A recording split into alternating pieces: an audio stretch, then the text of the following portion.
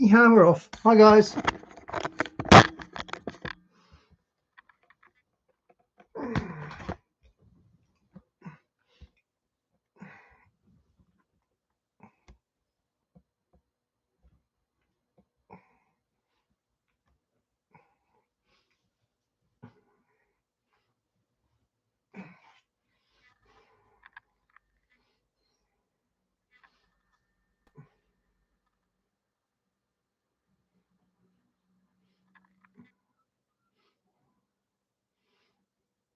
Oh, which one was part one? This one's part one.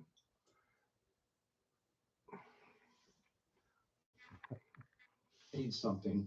This is a statement about the ceremony after the fact from Fox News. And it says that this was one of many faiths and languages to signify the new king as a unifying figure. Yeah, we can go.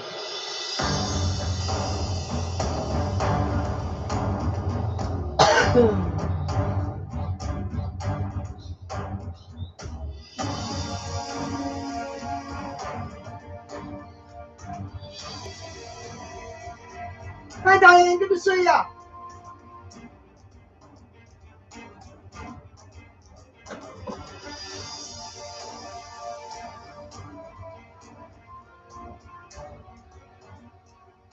Shalom, brothers and sisters.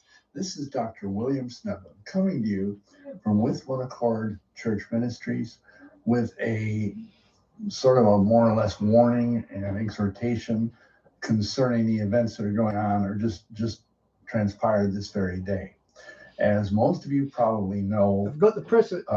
Today, May 6th, Charles was crowned King of England and, the United Kingdom in Westminster Abbey in London.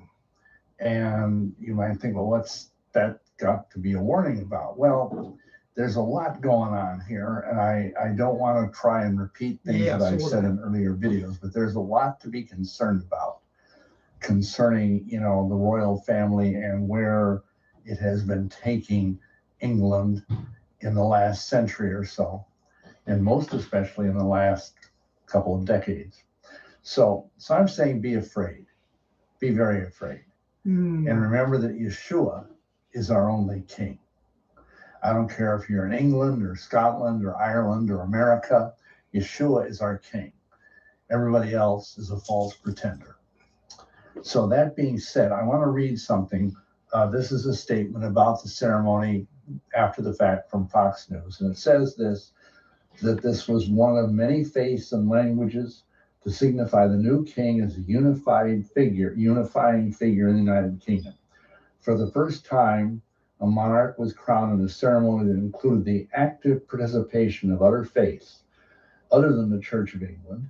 Buddhist, Hindu, Jewish, Muslim, and Sikh leaders took part in various parts of the coronation. The Archbishop of Canterbury's office described it as an act of Christian worship that reflected contemporary society. The ceremony also featured female bishops, as well as hymns and prayers sung in Welsh, Scottish, Gaelic, and Irish Gaelic, as well as English. The king wanted the ceremony to reflect the whole of the United Kingdom and be representative of many backgrounds and faiths. He wants to set the tone right from the start, said some fellow named Felton Spence. Don't know who he is. But anyway, that sounds all noble and wonderful and all of that, but it hides a lot of darkness, and we're going to get into that. I mean, first of all, in my earlier videos, about 2 months ago at least now, I did videos, 2 rather lengthy videos on the Devils of Windsor, and we'll put links to those down below. I don't want to repeat too much of what's in those, but I just want to highlight a few things in the light of what's happening today. First of all, of course, this is a huge media event, just like the coronation of his mother was back in, I think it was 1952 or 1953. Big deal. And, there were thousands of people there and others watching on TV all over the world, I'm sure. I chose not to watch it, but I picked up glimpses of it. And you know, a few things I want to comment on before I get into the broader issues. Number one is dating back many centuries, there's this idea that you anoint the king of England, that the Archbishop of Canterbury does this. And of course, this goes all the way back to the Bible. There's nothing per se wrong with that. I mean, you know, like we see Samuel anointed David to be a king, and that was carried on even way back in the days of Israel. So that's okay as long as you kind of understand there's a spiritual component to all this. And the fact that this anointing took place in secret behind this screen, this very elaborate screen that was set up, and it was created by craftspeople over there in Britain. And nobody could see it except presumably the Archbishop of Canterbury and his immediate, you know, assistants there. What were they hiding? I mean, supposedly they had this olive oil from the Mount of Olives over in Jerusalem, and they take a golden flask and a little golden spoon, and they take it and they anoint him on his head and his chest and on his hands. And I mean, that doesn't sound like something that you need to necessarily hide from everybody, but they did. And of course, that invites speculation. What else may have been done? We don't know. But knowing how for centuries the crown has been steeped in Freemasonry, one can't help but wonder if there was something going on of a Masonic nature. The funny thing is, too, is that this screen itself was this kind of childlike looking thing of a tree with 12 birds in it and angels flying around with trumpets and all that. I mean, it didn't look like anything very elaborate. And at the base of the tree was Charles's, you know, symbol. You know, they have this thing where you have the letter C and the little letter R, you know, for Charles Rex, Charles King. And then at the bottom was this banner, which read, "All shall be well, and all manner of thing shall be well." Diane, that Trump thing, was that in a civil court? Because it wasn't in a criminal court, was it? I think it was a civil court. I mean, what does that mean? I mean, it sounds like a nice sentiment. What does it mean? All manner of thing shall be well. I mean, I'm sure they know English well enough over there in England that it should be things. So, you know, all of this stuff, I thought so. It's just so weird. And which means he's not criminally convicted and he can still run for president. That's why I asked. Understanding the background, and I'm going to talk more about this in a minute, the fact that Charles is really into ecology and really into saving the planet and the green movement and all of that. I mean, he's just huge into that. He's probably one of the most powerful people in the world that's pushing it and has been pushing it for decades. I mean, his father, Prince Philip, was into it too. So this has been going on for a generation. So I don't know if there's some secret meaning in that rather odd phrase. I mean, yeah, I hope all is well too, but you know, I'd rather have everything be under the banner of Yeshua than have everything be well. As we'll see here, like the statement I just read is a cringing example of what Christian writer Gary North called political polytheism. The fact that if we want to honor, you know, the idea, well, in America, we of course have the First Amendment, and in Britain they don't, but they're obviously being very pluralistic, very multicultural. That's the big thing now. And they're basically treating all religions as equally valid, and that's a lie. There's nothing true about that. And there's nothing good about the idea of, you know, Muslims and Jews and Anglicans and Sikhs and whatever other people might have been there praying together.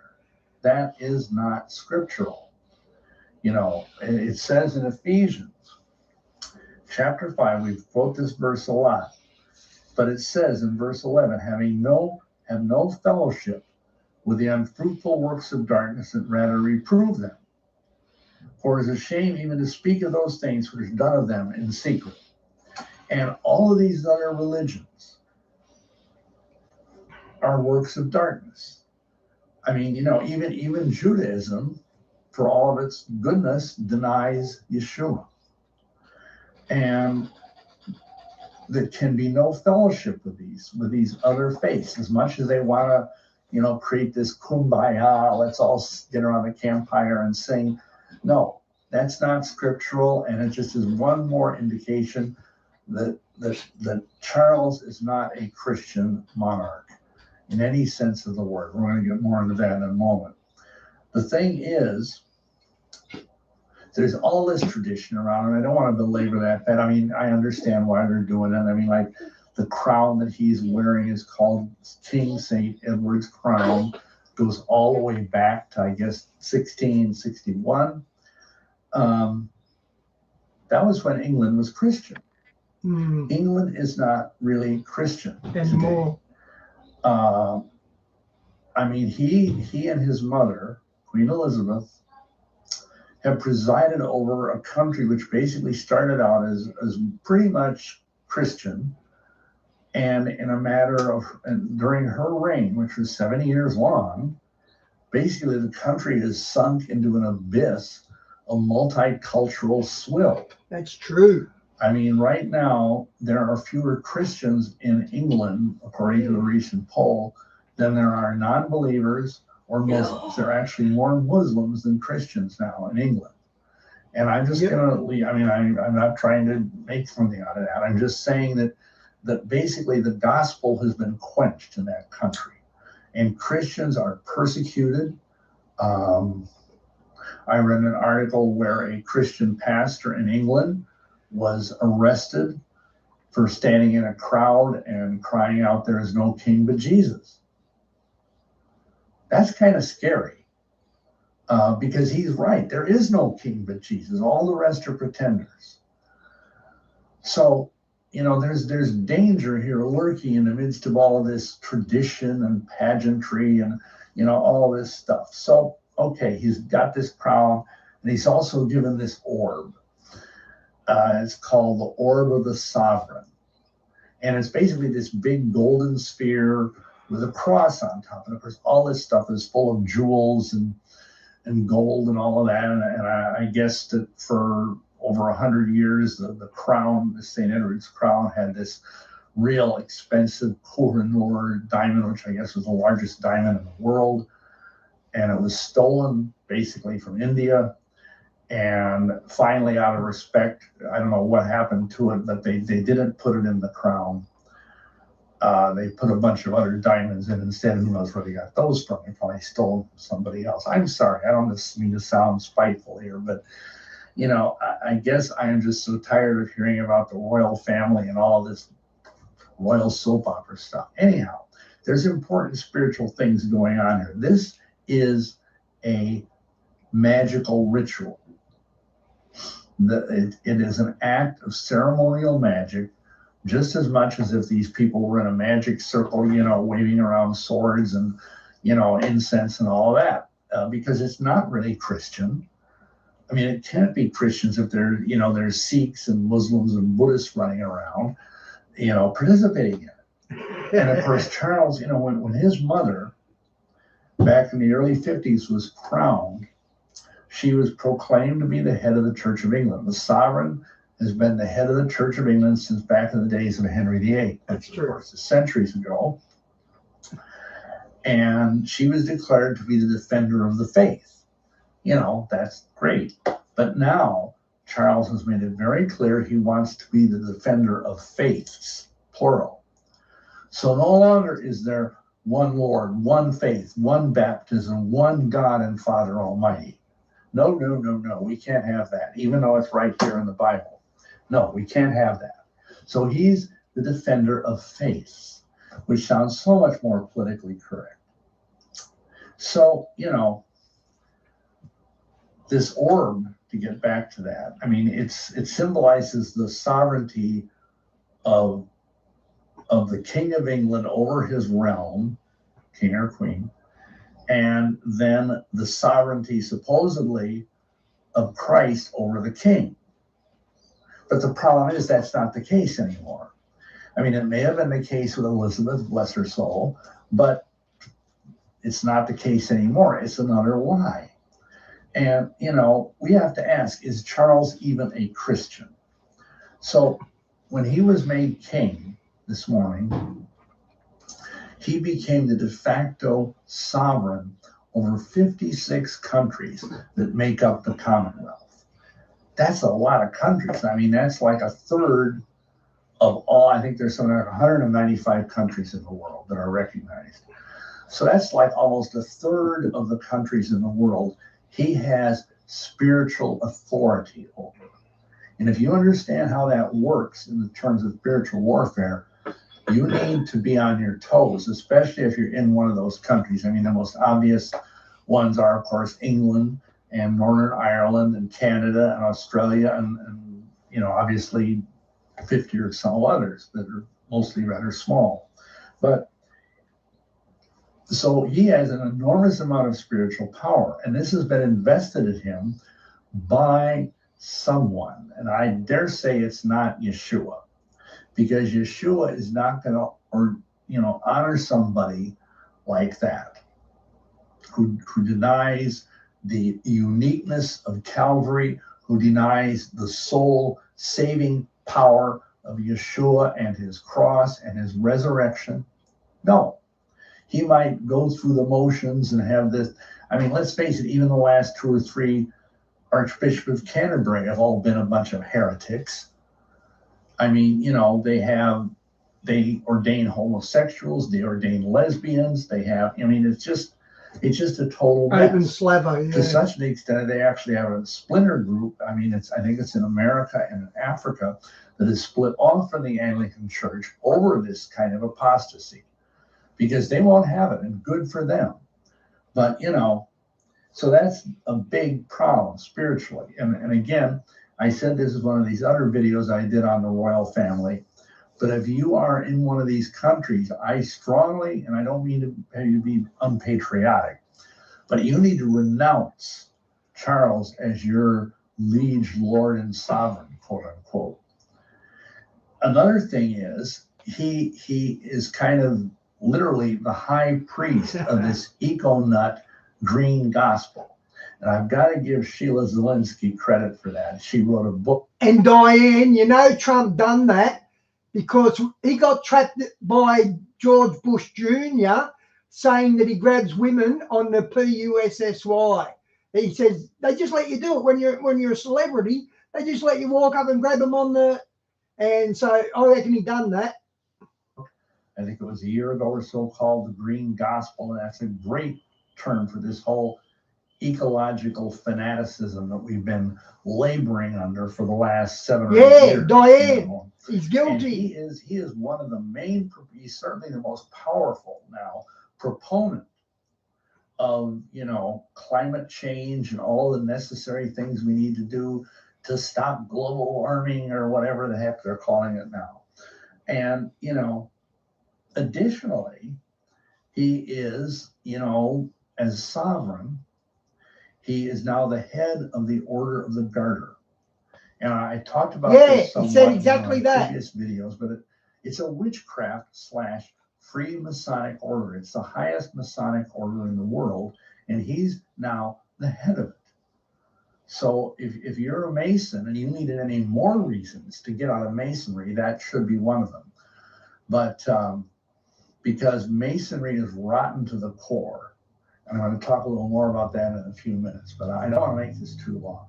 But again, this is he is the head of this Order of the Garter, which is basically goes back almost 1,000 years, and it basically creates this dual thing in the British monarchy, where the King of England is both swearing allegiance, quote unquote, to Christianity and to paganism or witchcraft whenever he's made a king. I mean, that was going on nearly 1,000 years ago, and maybe that was what was going on behind the screen. I don't know. Or it may have been done in secret. But I know it's going on. I mean, it went on with Queen Elizabeth, and I have no reason to think of anything that's probably worse now with her son Charles. Okay, now you got to understand this about Freemasonry. I've done many videos and DVDs on Masonry, but you need to understand that the secret core, the secret sacrament of Freemasonry involves sexuality and pedophilia. Masons, and I'm not saying all Masons are pedophiles, but a lot of the high level ones are, just as we're now finding out that high level people in both Britain and America and probably other countries as well are all pedophiles. They all, are craving sex with children at best. That's the best thing you can say about these people, because some of them eat the children. I mean, literally, Yah forbid. And they have this twisted idea that by doing that, they can live longer, that they can live forever. Because these young children, whether they're toddlers or whatever, they have years and years of life in their blessed little bodies. Well, I don't need to paint a picture. It's sick and it's twisted and it's horrible, and Charles is up to his eyeballs in it. There are so many things wrong with this, and it's like pretty obvious that the monarchy is trying to have a foot in two worlds: the world of paganism and Freemasonry, and the world of at least superficial Christianity. And you can't do that. Yeshua said no one can serve two masters. He will either hate the one and love the other, or he will despise the one and follow the other. And that makes perfectly good sense, but that's what these people are trying to do, and no wonder they're going crazy. Now, in the course of my research, I mentioned earlier the wonderful work of Tim Cohen in his book, The Antichrist and a Cup of Tea, but there's another guy out there, I think his name is Craig Bong, B-O-N-G, believe it or not, that's his name. And he's done a lot of interesting work on the recent stuff that's come out. He demonstrates the fact that if you look at the invitation, these fancy invitations that were sent out, because as you probably know, only a few hundred people were invited to. Dor, I meant to play this 1 second because we watched this the other day. I meant to play that at the end of the stream. So he's got other royal family exposés on, so I'll line them up. Where is it? Part 1 and part 2. There's part 1. Got a fussy eater? Pediasure helps improve appetite in 4 weeks. Pediasure.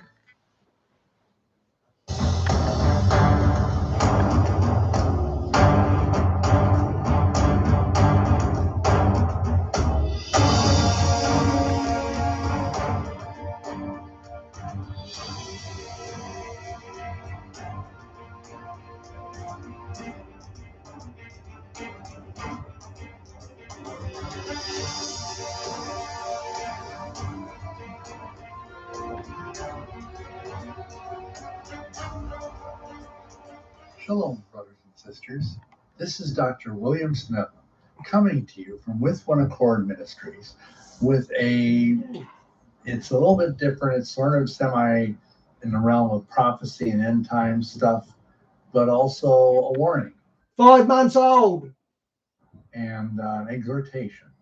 So with that in mind, I want to start out with something that's rather personal and that relates to something that happened in our family many years ago, but that also happened to the whole world.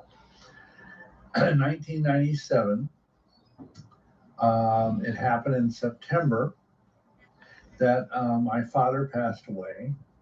And ironically, for whatever reason, that very same week, Princess Diana was killed in a auto accident. I'm sure those of you that were around then remember that. It was a huge story. And then also, I think the same day or within a day or two of that, the famous Catholic, I guess now she's maybe even a saint, Mother Teresa died. And, you know, in the midst of grieving for my father and praying and whatnot, I just noticed You're making the camera rock. Stop the it. huge amount of coverage for the death of Diana. And I understand she was an enormous media celebrity, and I'm not saying any of this to disrespect her or her memory. I, you know, don't know an awful lot about her, but she seemed to be a reasonably good person. But, you know, I mean, it was just, to me, it was very indicative of the state our world is in, even way back then in 97, which is, you know, 20 some years ago, that the world put all of that energy, all of that media coverage, everything into her death, which I'm going to talk about more in a couple minutes, and very little coverage of this woman. And I'm not, of course, very much of a fan of the Catholic Church at all, as I think you know, but she seems to have done a lot of good in India. Not that she was the only one. I know there were other people over there trying to do great work for orphans and so on too.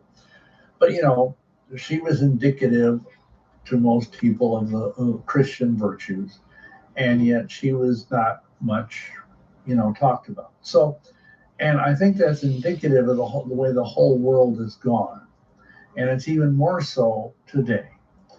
And I'm doing this video because, you know, we just had the passing of Queen Elizabeth, and of course the succession or accession, whatever the word is, of her son Charles to the throne. And I think it's appropriate to come down at this. I mentioned things about the royal family in passing, but we need to look into this because this could be a very both religiously, spiritually momentous thing, but it could also be a very important political and economic thing. And we'll get into that more later. But I want to start out by reading a passage from Scripture from Revelation chapter 12, first verse and following. There appeared a great wonder in heaven, a woman clothed with the sun and the moon under her feet, and upon her head a crown of 12 stars. And she, being with child, cried, travailing in birth and pained to be delivered. And there appeared another wonder in heaven, and behold, a great red dragon, having 7 heads and 10 horns and 7 crowns upon his head. Now let me skip over to Revelation 13. Again, the first verse. And it says, and I stood upon the sand of the sea, and I saw a beast rise up out of the sea, having 7 heads and 10 horns, and upon his horns 10 crowns, and upon his head the name of blasphemy.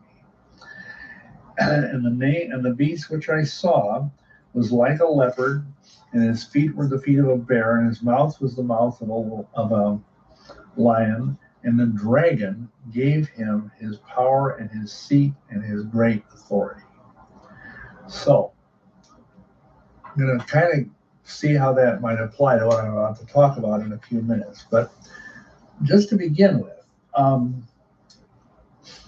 it's important to understand in terms of the history of America, and I realize probably a lot of you folks don't happen to be Americans, that from the very beginning of the American, if you will, rebellion against British rule, there was this idea that the king was a tyrant and was not godly, because of course for hundreds of years the British monarchy reigned with the idea that we have this divine right of kings. I'll talk more about that in a couple of minutes, but you know, and so, for example, the Committee for Intercolonial Correspondence in 1775 put forth this statement in a letter. They said, "We have no king but Jesus," quote unquote. No king but Jesus. That's my sentiment as well. And also, at that same time, another person who I can't drill down and find the name of, but they made the remark, either Elohim will be your king, or else your king will be your God. And unfortunately, those sentiments, which were at the very core, at the very root of America's beginnings, have kind of fallen by the wayside. Since then, many Americans have just become totally enamored with, the royal family, royalty, all this stuff.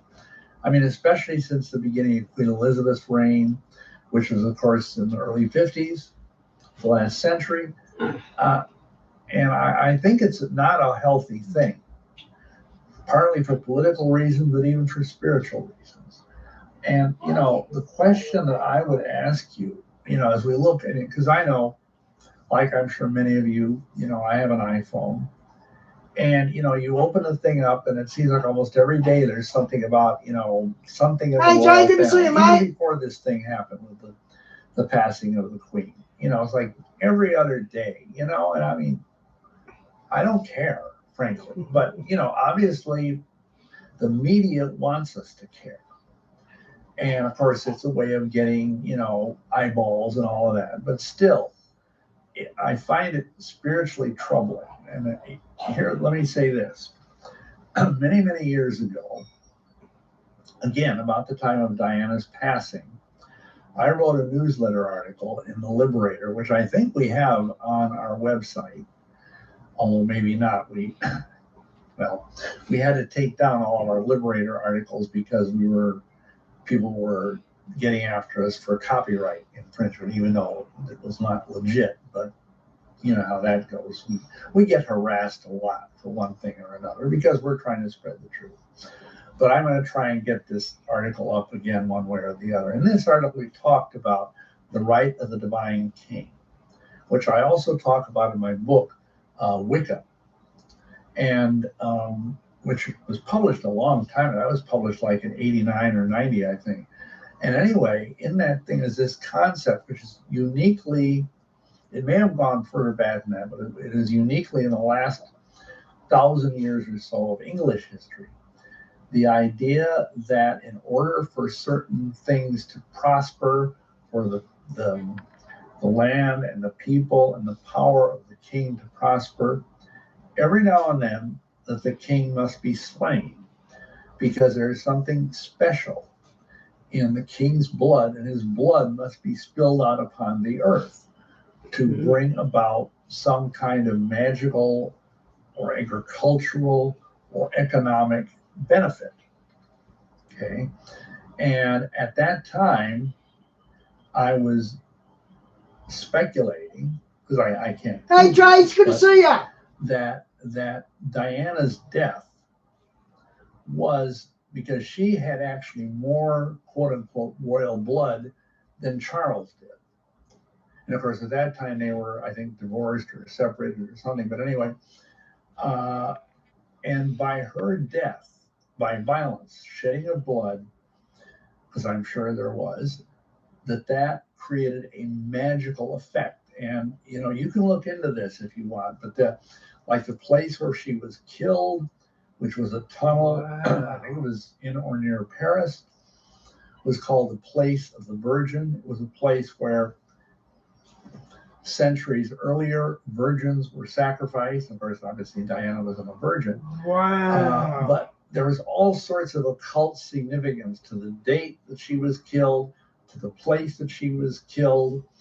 I mean, she wasn't killed there, but I think they took her to a hospital, but the time they got there, she was dead. And I really do believe she was murdered by elements within either the royal family or the British, intelligence services or something. Again, I can't prove that. But it's critical to understand this, because by doing that, they were attempting, pardon the expression, pump fresh occult blood, fresh occult power into the royal family, which was kind of withering on the vine at that time. Okay? So that's something to consider. And again, if you want to know more about this divine right thing, the divine king, we'll try and get that thing up, or maybe I'll do a YouTube video on it. But the point is, it is a very ancient belief that the king is also a high priest of his country, that the high priest is the king and vice versa. And, and of course, this is like a copy, a satanic copy of the fact that Yeshua is our high priest and is our king. And of course, the devil is a copycat. And so he's trying to copy all of this. So I just wanted to get this out there for your consideration, because as I look at down through the centuries, these royal people are capable of just about any skullduggery. And I'm going to explain a little bit about Pretty that true. in a minute. But I just would exhort you, if you're one of these people, maybe everybody listening to this isn't, but if you're one of these people that's fascinated by the royal family, you buy all the magazines at the checkout stand that have pictures of Harry and Meghan on it, or, all of this stuff. I mean, stop it. I don't think it's spiritually helpful. I think it's a waste of your money and your time. Read your Bible, for heaven's sakes. Or read stories about great men and women of God, the saints of history or something. Don't read about these gilt-edged thugs, because frankly, that's what they are. A case can be made, and I'm going to talk more about this in a couple minutes, that basically the royal family, well, they call themselves the firm, and basically that they're a criminal enterprise of unparalleled proportions. I mean, they make the mafia look like pikers. So this is nothing to be following, nothing to be encouraging, nothing to emulate. And mind you, I appreciate the English people. If you happen to be a British subject and you're listening to this, I love the British people. I love the British culture. But I think it's been a mistake that you folks have allowed these gilt-edged thugs to be, well, of course, lately they've had very little power, but still, they're like a spiritual authority over your country. And that's dangerous, because as I think most of us understand, hey, Lynn, good to see you. Britain is really sinking into the depths of whatever. I mean, between, all of the woke stuff over there and all of the immigration issues and weird politicians and the COVID thing and all of that. I mean, Britain is really a mess. And most Brits know that. And again, I'm getting a little off topic here, but we might have to make this. Britain's overrun with Muslims. So is Europe. 2 videos. But anyway, let me get into it. So we pay attention to these people, I think, because they're royal. But why are they royal? Well, honestly, if you look at the history, these people basically whacked and slaughtered and raped and stabbed their way through history, one criminal family fighting another criminal family back and forth for power. And, the history of the British monarchy has basically been that. And of course, on the positive side, there's always been this idea, well, we need a king to kind of unite behind. We need some kind of figurehead person. And I think in some ways, superficially, Queen Elizabeth served as a very starting to do the glary thing, I think. positive, Yep. Hang on, guys, I've got to refocus this camera. So the other problem is that for literally centuries, there's been a dark current of occult sewage flowing through the British monarchy. Evil, foul stuff. And I'm going to explain that right now, but I want to do a tiny bit of history. And I know whenever anybody hears the word history, it's like, oh, but I'll be brief. The funny thing is that the monarchy basically got its start with William I, who won the Battle of Hastings in 1066. And he wasn't even English; he was a Saxon. But that was okay. 1066. We jump forward a couple centuries. I'm trying to be brief with this. This is an important point, though, because there was a king, Edward III, and he in 1348 is when most scholars say this happened. He founded the Order of the Garter. Now, this is a critical moment in the history of the monarchy. Because what happened, and this is the legend, and of course, maybe it's true, maybe it's not, but is that he was at a dance, a ball, something like that, dancing with the Countess of Salisbury. And as they were dancing, her garter fell off. Okay. Now, mind you, this was like, almost 1,000 years ago, and people weren't prudish. This wasn't Victorian England. This was way back then. But for whatever reason, everybody was shocked that this woman lost her garter. So he picks up the garter very chivalrously, puts it back on her thigh, and says, Honi soit qui me le pense, which means, shame be unto him who thinks evil of this. Loose translation. That became the motto of the Order of the Garter. To this day, you'll see those words on all the heraldic junk of the Order of the Garter. Now, what some historians believe is that this Countess of Salisbury was the witch queen of England, because high-ranking female witches wear a garter as a symbol of their authority. And I know this to be true because when I was a witch, my wife had a garter as a high priestess. She had a garter that she wore. And down through the centuries, he started this Order of the Garter, and it's been a very elite order down through the centuries to this very day. And it's one of the highest honors bestowed by the monarchy, because I'm sure, as most of you know, the queen can make somebody a knight, and they get different bizarre titles or whatever. And this is one of the highest, is to become a knight order, a member of the Order of the Garter. And this, I believe, and many scholars agree, this became the beginning of an alliance between the crown and the Celtic witchcraft community in Britain, because at that time, Britain was somewhat Christian, but also there was a lot of pagans and druids, as you probably know, running around. And because of this, there was this unholy alliance going on. So, and this continues right up to this very day.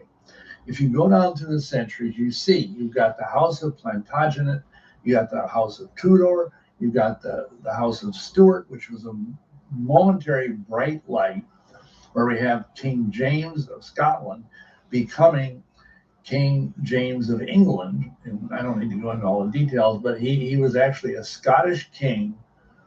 And then because Elizabeth died, the first Elizabeth died without an heir, then he became the he was the next best thing they had, so he became the King of England.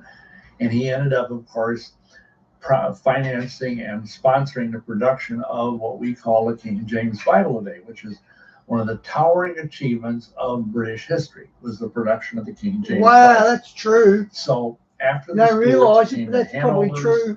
in which were all Germans, and so this idea that these people were English, no, like Queen Elizabeth at best is half English. So anyway, we had the House of Hanover, and eventually we got Queen Victoria, who, of course, most of you know, reigned for a very long time, had a very, length, and under her reign, basically Britain became a superpower. And I think it was partly because she sent out, in the early part of her reign, she made sure that people, when she was colonizing all these places, she also sent out missionaries with the Bible. And she did a great deal, in the first half of her reign, to spread the word of Elohim through Africa, through India, through, because, they used to say the sun never set on the British Empire. And this was at the height of its reign, was the last half of Victoria's reign, and then all the way up to World War I. So, but here's the thing. Albert, her prince consort, who she deeply, deeply loved, he died, I think, of typhoid in 1861. And by that time, they, of course, had, I think it was nine children. And a few of them were really quite perverse, but who knows? And after that, something dark got into Victoria and her court, which I don't fully understand, but I will just say that because it's evident from what was going on. You know, there was the Opium Wars, where basically Britain took over the opium trade and used opium to try and reduce the power of China, because there was economic and political warfare going on in the Come on, Pacific Molly, I'm between picking Britain up and every China. 2 minutes. Because back then China was a monarchy too. They had an emperor. And, you know, so there was a lot of nasty stuff going on by the time of her demise. And her son was a total profligate. I mean, he was out there whoring around and you know, and mind you, since the time of Henry VIII, the sovereign of England has also been the head of the Church of England. Because Henry VIII, as you probably know, broke away from Rome, which was fine with me. But, you know, he started his own fiefdom, his own church, because he wanted to marry Anne Boleyn and divorce Catherine of Aragon. Most know that story. But, you know, so here's this guy who's the head of the Anglican Church in America, the Episcopal Church, in England, the Episcopal Church in America. Supposedly the sovereign is the head of it. And yet this Edward, a total creep, a total pervert, you know.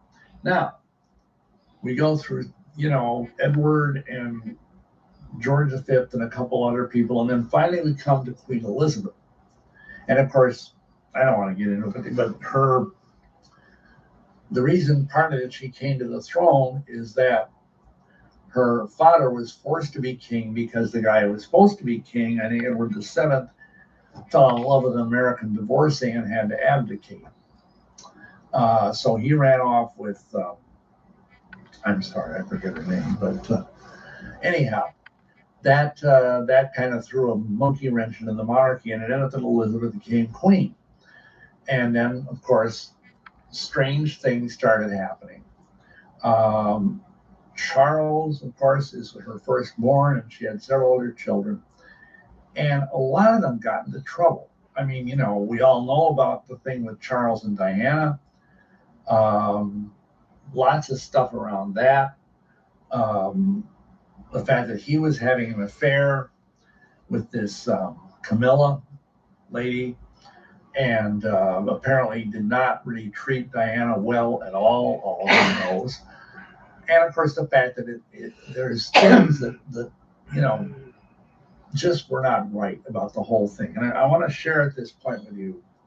You may have heard me say this, because I've said this on a couple of radio shows, but I don't think I've ever talked about it on YouTube. But when I was a Druid, and I was made a high priest of the Druidic order by, excuse me, the Grand Master Druid of North America at that time. This was 1973, mind you. So this was long before Charles married Diana. And at that time, in the course of the things he was teaching us, this high-level Druid guy, he said that there was a prophecy that had been around for many centuries, that when the Prince of Wales would marry a woman who had the name of the goddess, that their son, their firstborn son, would be a kind of messianic figure of incredible power. He would be a reincarnation of Arthur, King Arthur, who, you know, very famous, maybe mythological, maybe real king of early England. And later on, as I was studying this through as a believer, I really was talking about an Antichrist figure, basically an Antichrist figure. Now, here's the interesting thing. As far as I looked into this, and no Prince of Wales married a woman. They were all had, you know, biblical names, Mary or Elizabeth or whatever. And so here comes Diana Spencer. And of course, Diana is the consummate name of the goddess. I mean, it's a Roman name for Artemis, but it's a goddess. And so when he married her, Charles, she fulfilled that prophecy. Wow. And again, that happened a decade after I was told this. And then, of course, they had William, who's now the Prince of Wales. So we're going to put a pin in that and come back to it in a minute.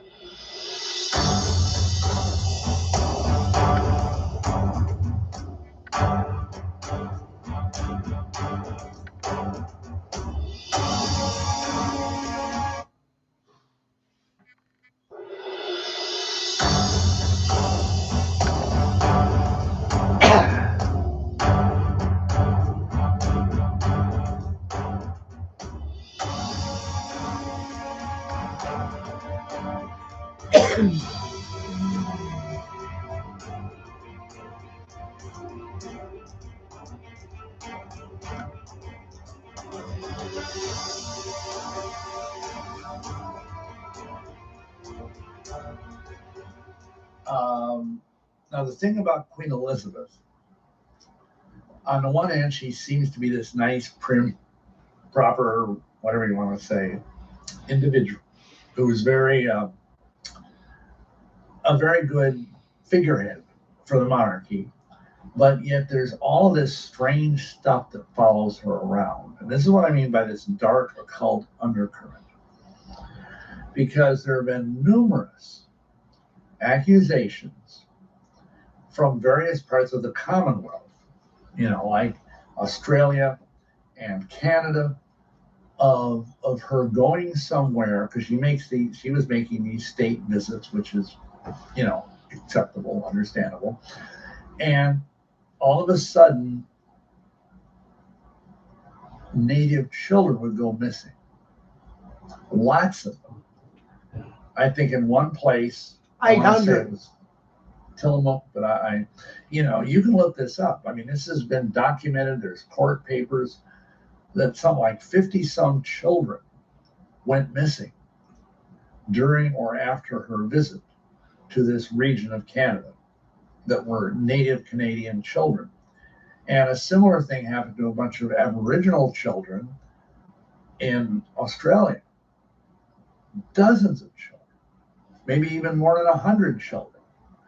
Wow, I never knew that. Go? It's all about the blood of the dragon. It's all about the blood of the dragon. So, additionally, we've got this thing, with Charles and his relatives. I mean, it's been rumored Charles himself is either gay or else that he's a pedophile. He hung out with noted pedophile Jimmy Savile, who was a big British celebrity. And knighted him nonetheless. But he was just as huge.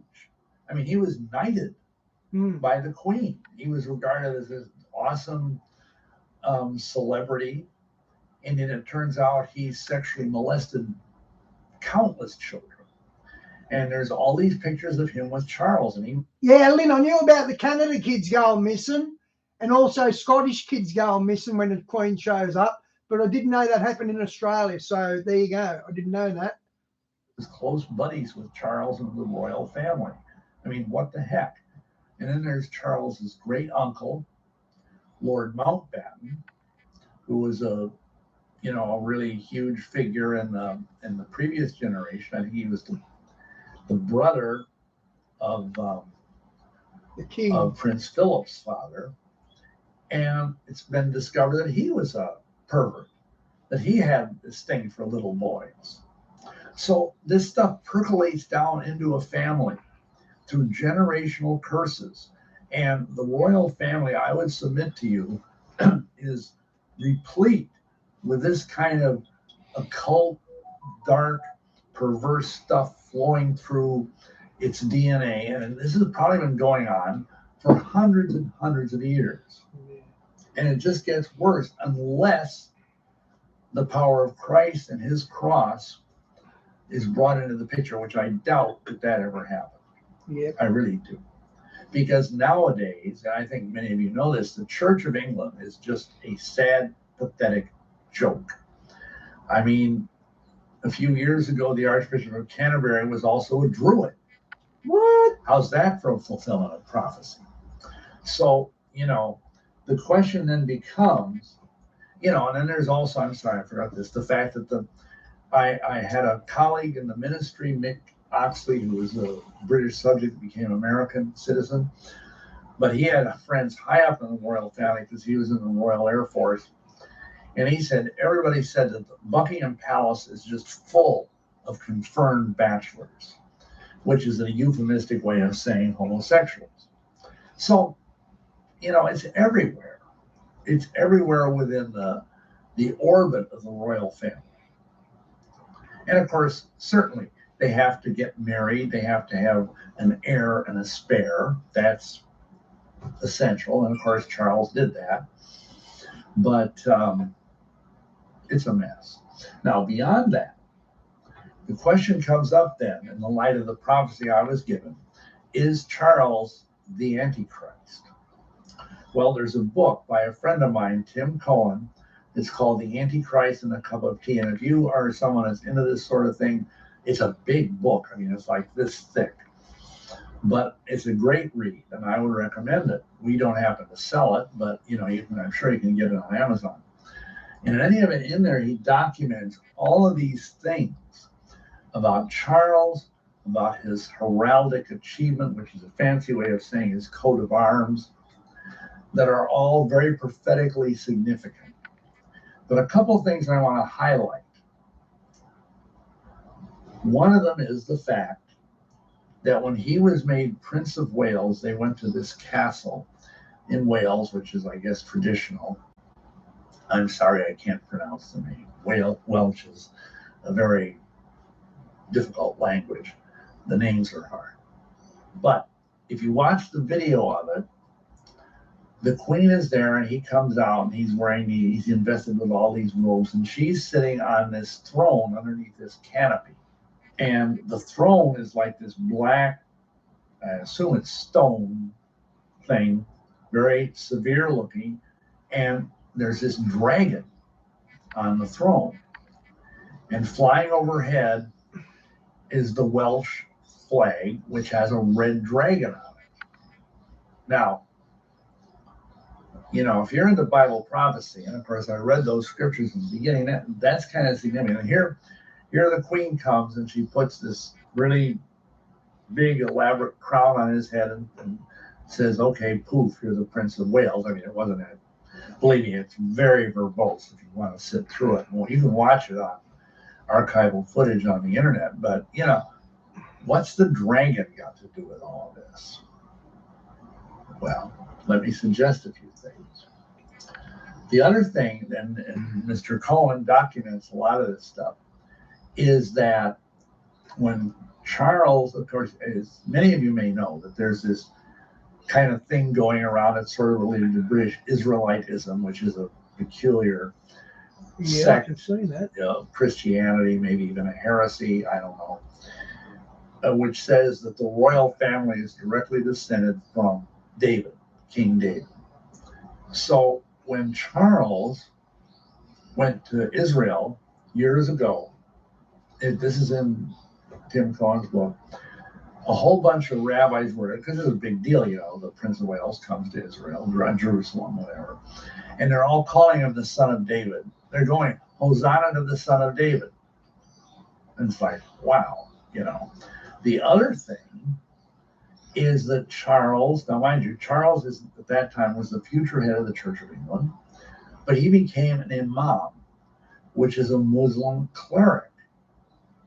It's like a minister, and I don't know which. There's two main branches of Islam, the Shiite and the Sunni, but I don't know which one he went to. But that's so he's like got 1 foot in Judaism and 1 foot in Islam, plus of course he's going to be and now is the head of the Church of England. That's a very enviable position to be in if you want to be a future Antichrist.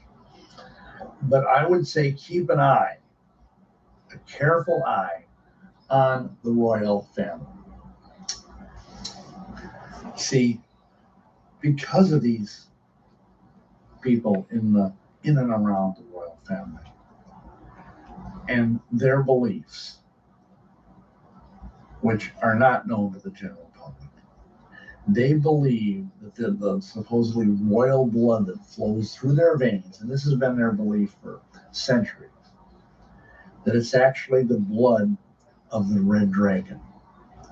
That's why they are royalty. It's because not that they have the blood of Yeshua, but they have the blood of the dragon flowing through their veins. And RH negative. I cannot prove this, but there's a great deal of circumstantial evidence, which I'm about to get into with the whole thing of Charles being made the Prince of Wales. But I would just tell you that there is nothing royal about their blood. There is nothing noble about their blood. Their blood has been tainted with the blood of children. Their blood has been tainted with hundreds of years of occult filth, and I dare say satanic worship at some level. So remember that as I continue this discussion. The blood of the dragon is what gives them power, and we need to renounce that in Yeshua's name.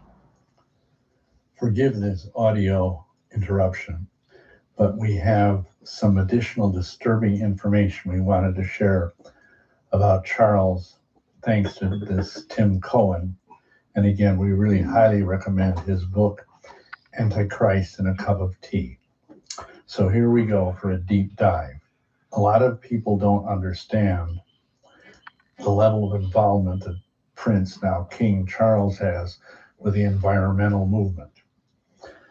This movement, which now is causing so much chaos in Europe and also potentially in the United States.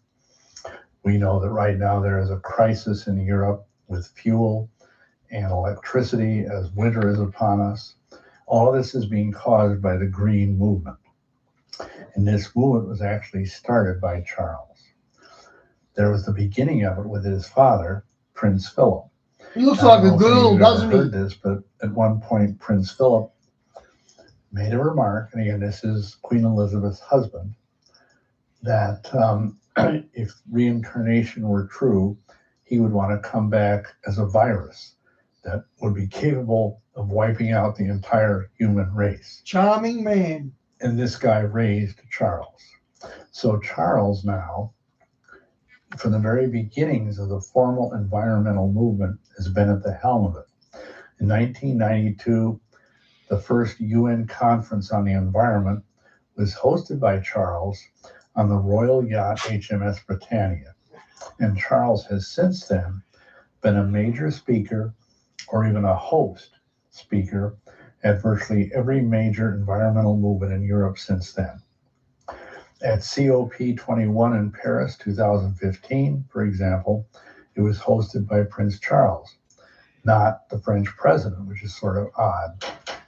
In COP26 at Glasgow in the UK, that was in 2021, was also hosted by Charles. So what you kind of need to understand is this whole global reset thing, which now a lot of us are hearing about. Of course, they're saying it's a conspiracy theory, which it isn't. But anyhow, this was started by Charles in 2020. It was not started by this Klaus Schwab character who's kind of become the evil poster boy of it, the guy that said, you'll eat bugs, you know. I mean, they began building on this thing during the pandemic, and they were using all of these draconian restrictions that were being placed on people, both in Europe and America, to begin building the foundation. And Charles is the first person to talk about it. So again, the man who is now the King of England wants to have, quote unquote, this isn't him talking, this is Schwab, that everybody will own nothing and they will be happy and they will eat bugs.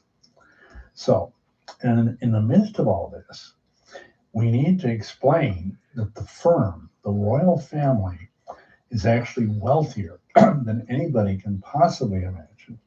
It's worth many trillions of dollars, much of it from less than legal activities. And of course, as mentioned earlier, it exists by the blood of the dragon.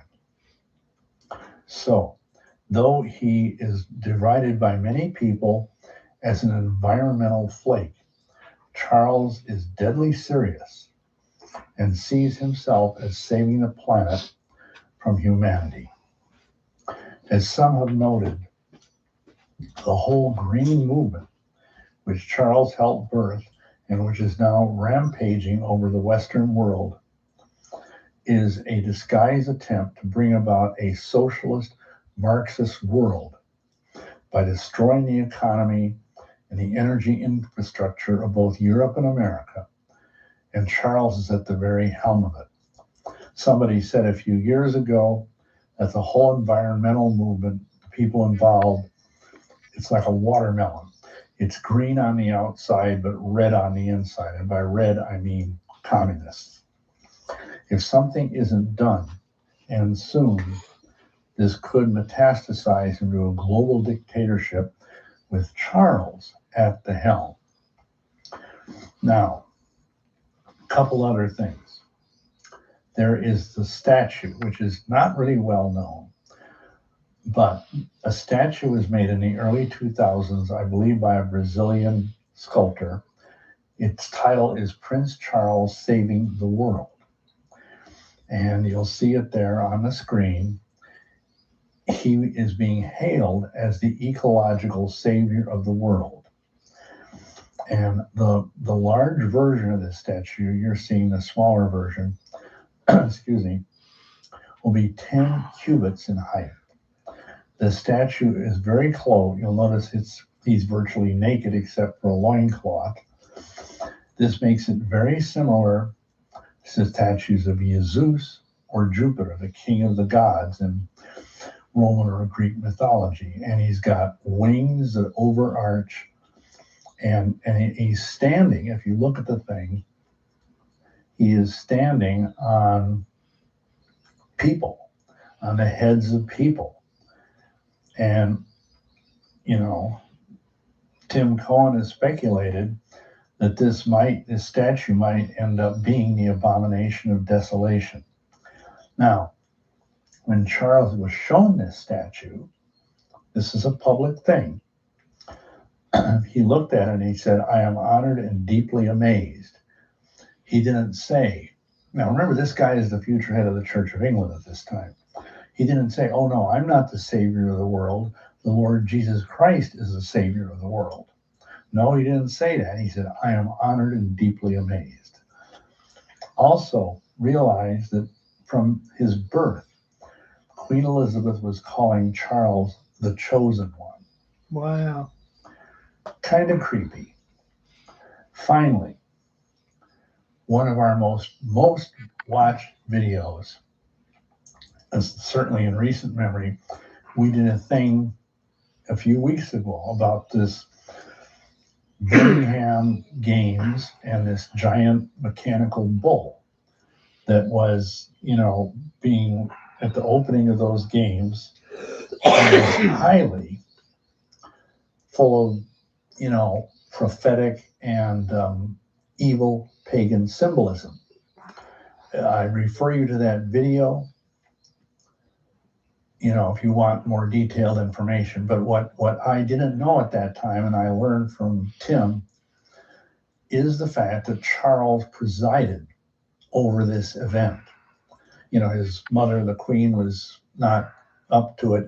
She was very advanced in age, and this was just a few weeks before she passed away.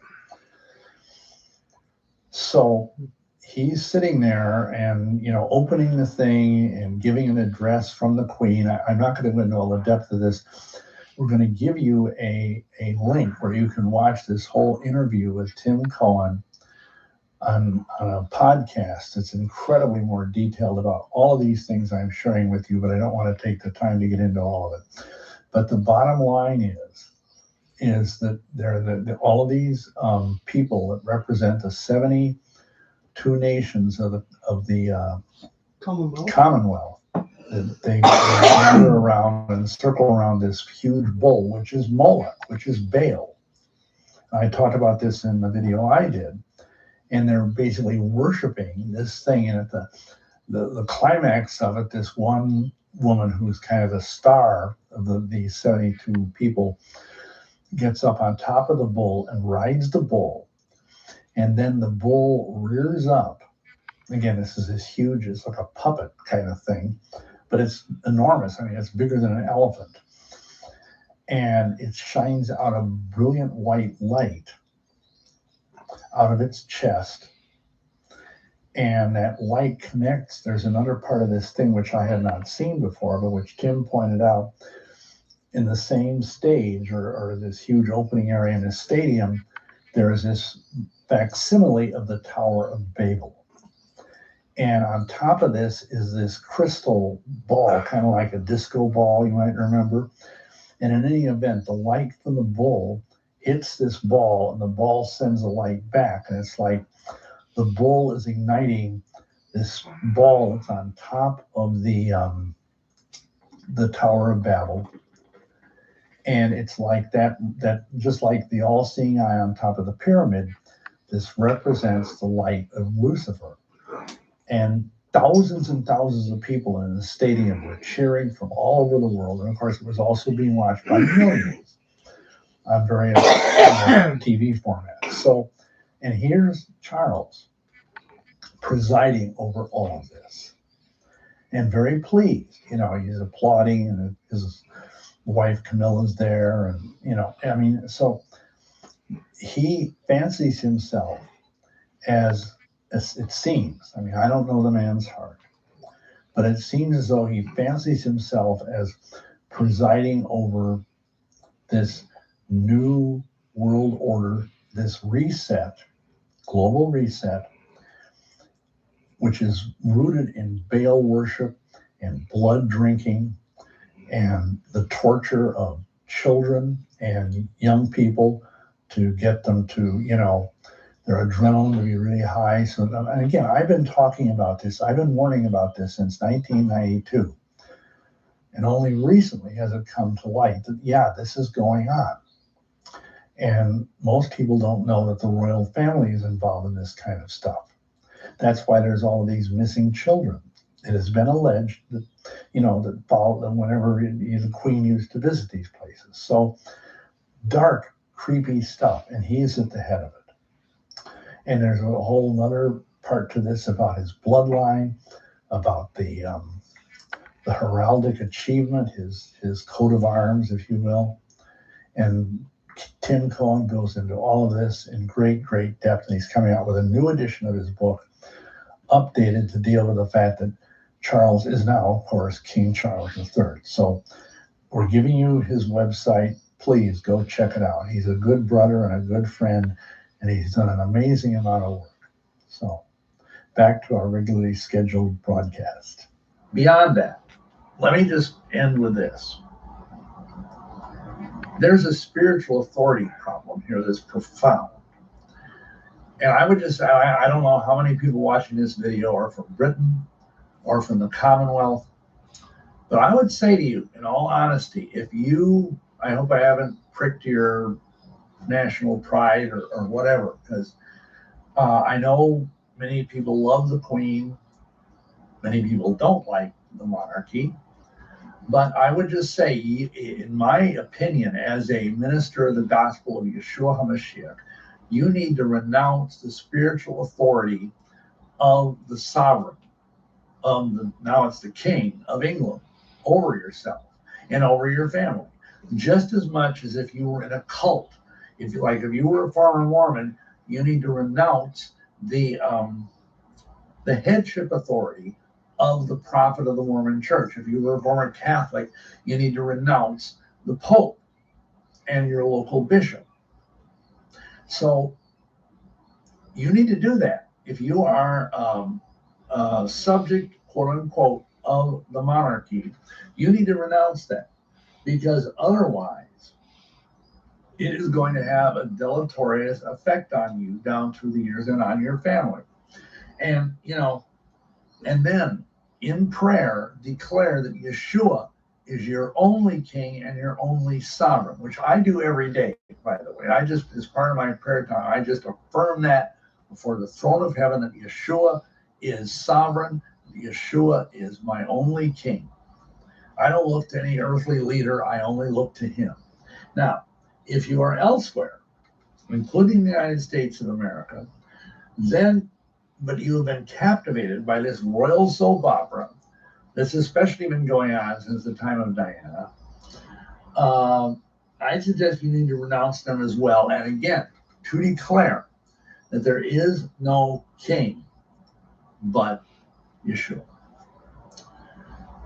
Now, one final, this is kind of a footnote, but I feel led to say this. There are serious Bible teachers and also political pundits that will tell you that the reason the U.S. is so messed up is because we are still, unbeknownst to most citizens, under the thumb of the monarchy. And I don't have time to get into all that. I'm not like an authority on that. I've studied it to a degree, and I find their arguments persuasive. It's another topic for another day. But, you know, there's this whole thing about what British Admiralty law is, and the fact that you know, the whole what it means to have a flag in a courtroom, an American flag that has gold fringe on it. You know, I've been hearing about this for 30 years, and there's something about the fact that that means that the Constitution doesn't hold sway in that courtroom, that instead British Admiralty law holds sway in that courtroom. And I'll just say that much, and that somehow or other, the whole thing of the Declaration of Independence and the break with Britain happened on one level, the more exoteric level, if you will, but that something happened later in the early part of the 19th century where we had to come back under the thumb of Britain. Now, I don't know, I mean, you can take that with a grain of salt, but it would be all the more reason to renounce any headship authority of the Crown of England, the royal family, whatever. And you need to renounce Charles and his family as false Christ, because they claim to be anointed by God. And of course, the word Messiah means anointed one. So they are at best an antichrist. He is an antichrist. He is promoting a gospel of environmentalism. He doesn't believe that the only way to... And Steve Cioccolani Discoveries, that preacher, he says that the green horse is a climate change agenda, and he outlays why, and he's spot on. The green horse is a climate change agenda. Heaven is through Yeshua. He thinks everything, all these different religions are wonderful. Why would he be an imam? You know, all this stuff. He's very new agey. So he's an antichrist. I'm not saying he's the Antichrist, but he is an Antichrist. So you'll need to renounce him as an anti-Messiah and as a pretender to the throne which belongs only to Yeshua HaMashiach. Amen. And every day, I would suggest to you that we declare in our hearts, in our homes, in our churches, and in our lives that Yeshua is the King, that he is the Lord, and we want him to be always seated on the throne of our hearts. Amen. Hallelujah. Okay, I'm going to pray. Father, in the mighty name of Yeshua HaMashiach, we do declare that Yeshua is Lord and sovereign over our lives, over our hearts, over our families, and over our nation. And Father, if there are unrighteous soul ties between America and Britain that 90% of Americans don't even know about, we cut them right now with the battle axe of Elohim, with the sword of the Spirit, and with all the different weapons in the armory of Elohim. We set ourselves free. We declare a spiritual declaration of independence by the power of the cross and the stripes and the blood of Yeshua HaMashiach. We declare that we are free of the entanglements of this wretched, corrupt, ancient evil. And Father, we acknowledge that there have been good people down through the centuries involved with the monarchy too, but right now we just ask that you would sever all that away from us. We don't want it. We declare that it has no power over our lives, no power over our spiritual walk at all. And we renounce it. We renounce Charles as a false Christ, a false king, and a false Messiah. We renounce the entire British monarchy as a pack of lies. And we ask you that you would enthrone yourself and your son, Yeshua HaMashiach, over our lives and our family and our churches and our nation. We need your sovereignty, Father. We need to see your glory come down here and visit your churches with your holiness. Visit your churches with your sovereignty. Visit your churches with your power.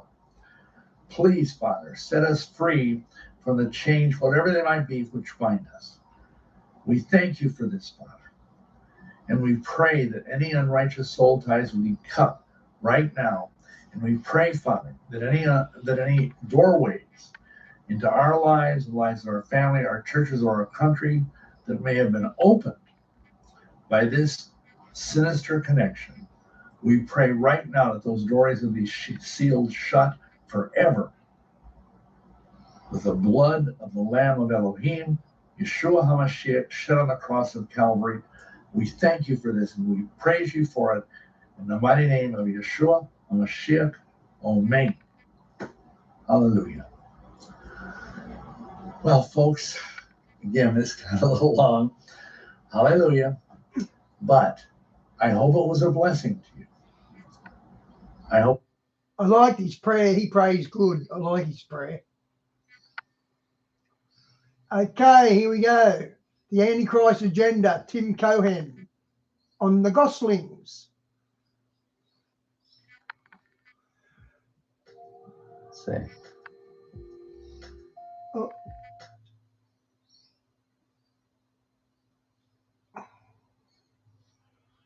This is a good interview. We've already seen this.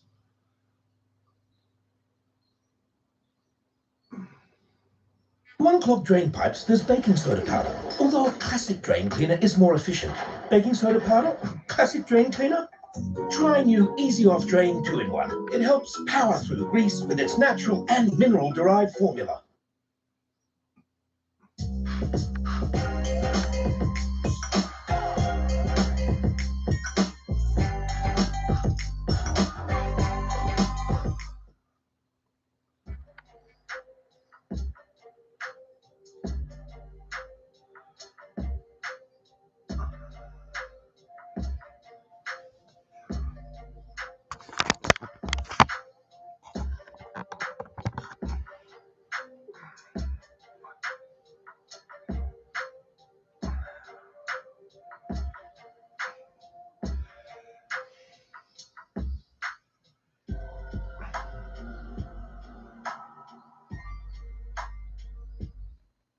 Oh, as soon as I stop it, they come on. I'm Nick. And we are the Gosslings, a digital speakeasy. That's either, oh, that's Nick's. That's Yeah. my phone. I double checked mine. Yeah. So anyway, We Hi. are a digital speakeasy of awesome interviews and creative works and Christian esoterica, and all the weird things in between that you're not allowed to talk about in the pew or at the water cooler. we are a couple of free-thinking Christian authors with a super chat of radical free-thinking, truth-seeking wizards. Yes. Forget Yeah. us. Speaking of chat, let's see who's on with us Dude, tonight. we've had an awesome chat. Some of you guys have been waiting around for quite a minute, and it has been so funny reading. Tricky is like, Tricky's a comedic genius. Of course you're British, Tricky. Tricky's not on tonight, guys. He went to bed early. Yeah, it's great. You got that Monty Python gene. Tricky, good evening. Glad you're with us. Cactus, what's up, man? American Yeah. Cars, Yeah. good evening. Fernacool69 is on. Thank you. Thanks for watching. Very cool. I saw Chris Cap's name in there. Vinny Boom Ba. Yeah. Oh, man. Who else we got? Sunny. Oh, Sonny, what's up? Greetings. Yeah. Kathy Marcello. Hello. Yeah, Richard Rachel. Gross. Linda McLeod. Good evening. Hey, Diane. Lisa. Cheryl Savage. Man, we got all kinds of, man, this is great. You guys are going to love this interview tonight. Yeah. And Quicks, did I say that right? Quick 66 Hiya? Hiya. Good evening. Combat Medic 91 Bravo. Nice. Coming in from the communist state of Washington. Godspeed to you, Combat Medic. Good evening. We might need your services sooner rather than later on the home front. Brian Jones, Randall Hill. Glad you guys are watching tonight. This is a second. We're going to play the interview with Tim Cohen here in a second. It's our second interview with Tim. It's awesome. Yeah. We talk about the agenda of the beast. Yes. Which you guys, I hope you guys are really going to enjoy. Before we jump into all that, though, we got to do our toast. Yes, that's right. We're going to rock, paper, scissors it. Yeah, let's see who leads the toast. 1, 2, 3, shoot. Yes. There we go. 1, 2, 3, shoot. That's 2 in a row I've lost. You get the lead. All right. Grab your drinking vessels, fill them with the beverage of your choice, and join us for our toast. Take up the broken sword of your father. And strike down the darkness. Cheers, brother. Cheers. And cheers to you guys tonight. Yeah. Glad you're here. Real quick, we're going to go through the obligatories. Yes. If you have not yet, we'd love it if you'd subscribe. It helps us tremendously. It'll help get Tim's interview out to more and more people. Yeah. And we do, take up the broken sword of your finger and strike down the subscribe button. And if you want to be notified of future interviews, hit the bell. Yeah. Do all that good stuff. And if you've already done all those things, hit the like button. No. Hit the like button. That would be a tremendous help if you would like the video right now. Yeah. I'm just going to play the interview anyway. I'm not going to hold it hostage. But if you'd hit the like button, we'd really appreciate it. We like to think of the thumbs up as a thumb in the eye to the beast system. And then if you like comment and share, like if you do all those algorithm defeating things, it's sort of like you're grabbing the back of the head of the beast and you're just like really getting in there, just like getting all the way to the back. And He's getting so worked up. Sorry. Like if the algorithm was somehow how the beast is programmed. I just picture like fighting Cerberus, and you're just like wrestling like Hercules with a lion, except it's a demon lion from the abyss. Where am I? I don't think he got his writing in today. No, clearly not. Sorry, everyone. But hit the like button. Pretend it's a middle finger and give the beast a middle finger. Give the algorithm a middle finger. Yeah. Let's do our sponsors real quick. Oh yes. So you noticed that we were drinking out of our normal Gosslings mugs, which are very cool. You can get those on our Teespring page. However, we have flanking Leonidas here as a couple of 2 towers of Lacedaemonian awesomeness. Ooh, nice. These Spartan Kothon mugs. Yeah. Nick, why don't you tell us about these? Yeah, these are the Kothon Spartan mugs. So in the historical record, the Kothon was the mug that the Spartan carried with them among only a very few items beyond just their shield, their spear, and their whatever that is, Speedo that they'd wear, and helmet. They did carry the mug as well, but we don't know what they actually look like. So Joel Cherico, good to see ya. ChericoPottery.com, designed these in collaboration with Stephen Pressfield, who wrote The Gates of Fire, who is a subject matter expert, in our opinion, of the Spartans. And this is what they came up with. They're beautiful. Everyone is handmade, hand-painted. Go get one for yourself. Drink like a man. Get a Kothon Spartan mug. Go to ChericoPottery.com. Yeah, ChericoPottery.com. Very cool. Speaking of Leonidian, Mm-hmm. that beer's looking lush, brother. Yes, this is the most Laconian thing about me. Perhaps arguably the only Laconian thing about me. Is it Laconian or Lacedaemonian? Well, you can say whichever. You can say either. Yeah. Or I think the original was Lacedaemonian, and then later on it got shortened to Laconian, and now we just say Spartan.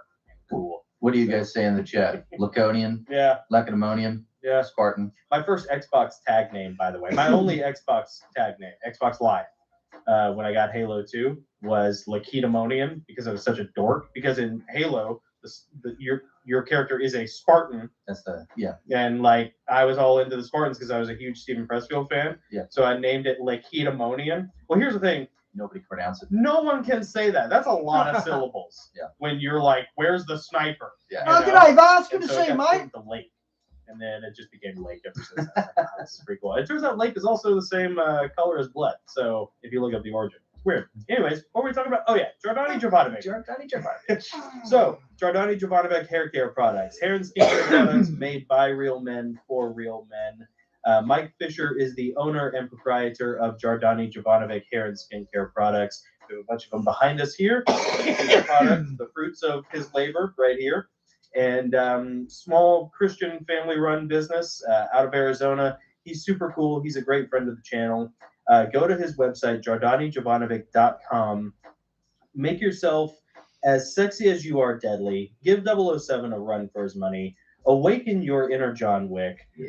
Or as Nick likes to say, You can stop breaking the 10th commandment and get yourself some Jordani Jovanovic. Or give your better half. Men, give your better half a reason to doubt that.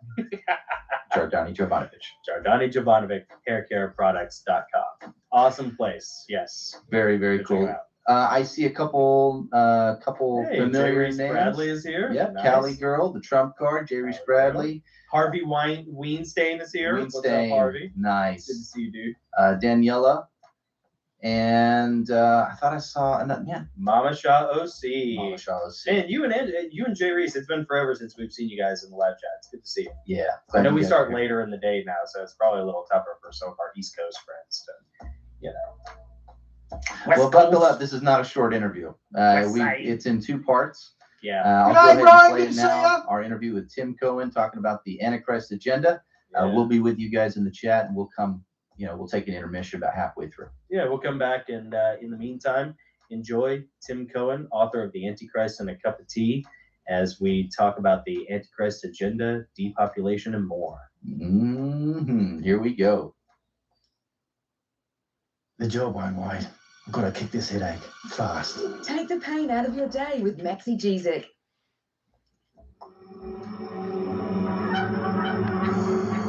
Your YouTube feed is crap. Stop wasting your time watching bot-boosted shills and self-appointed gurus cloying for your attention.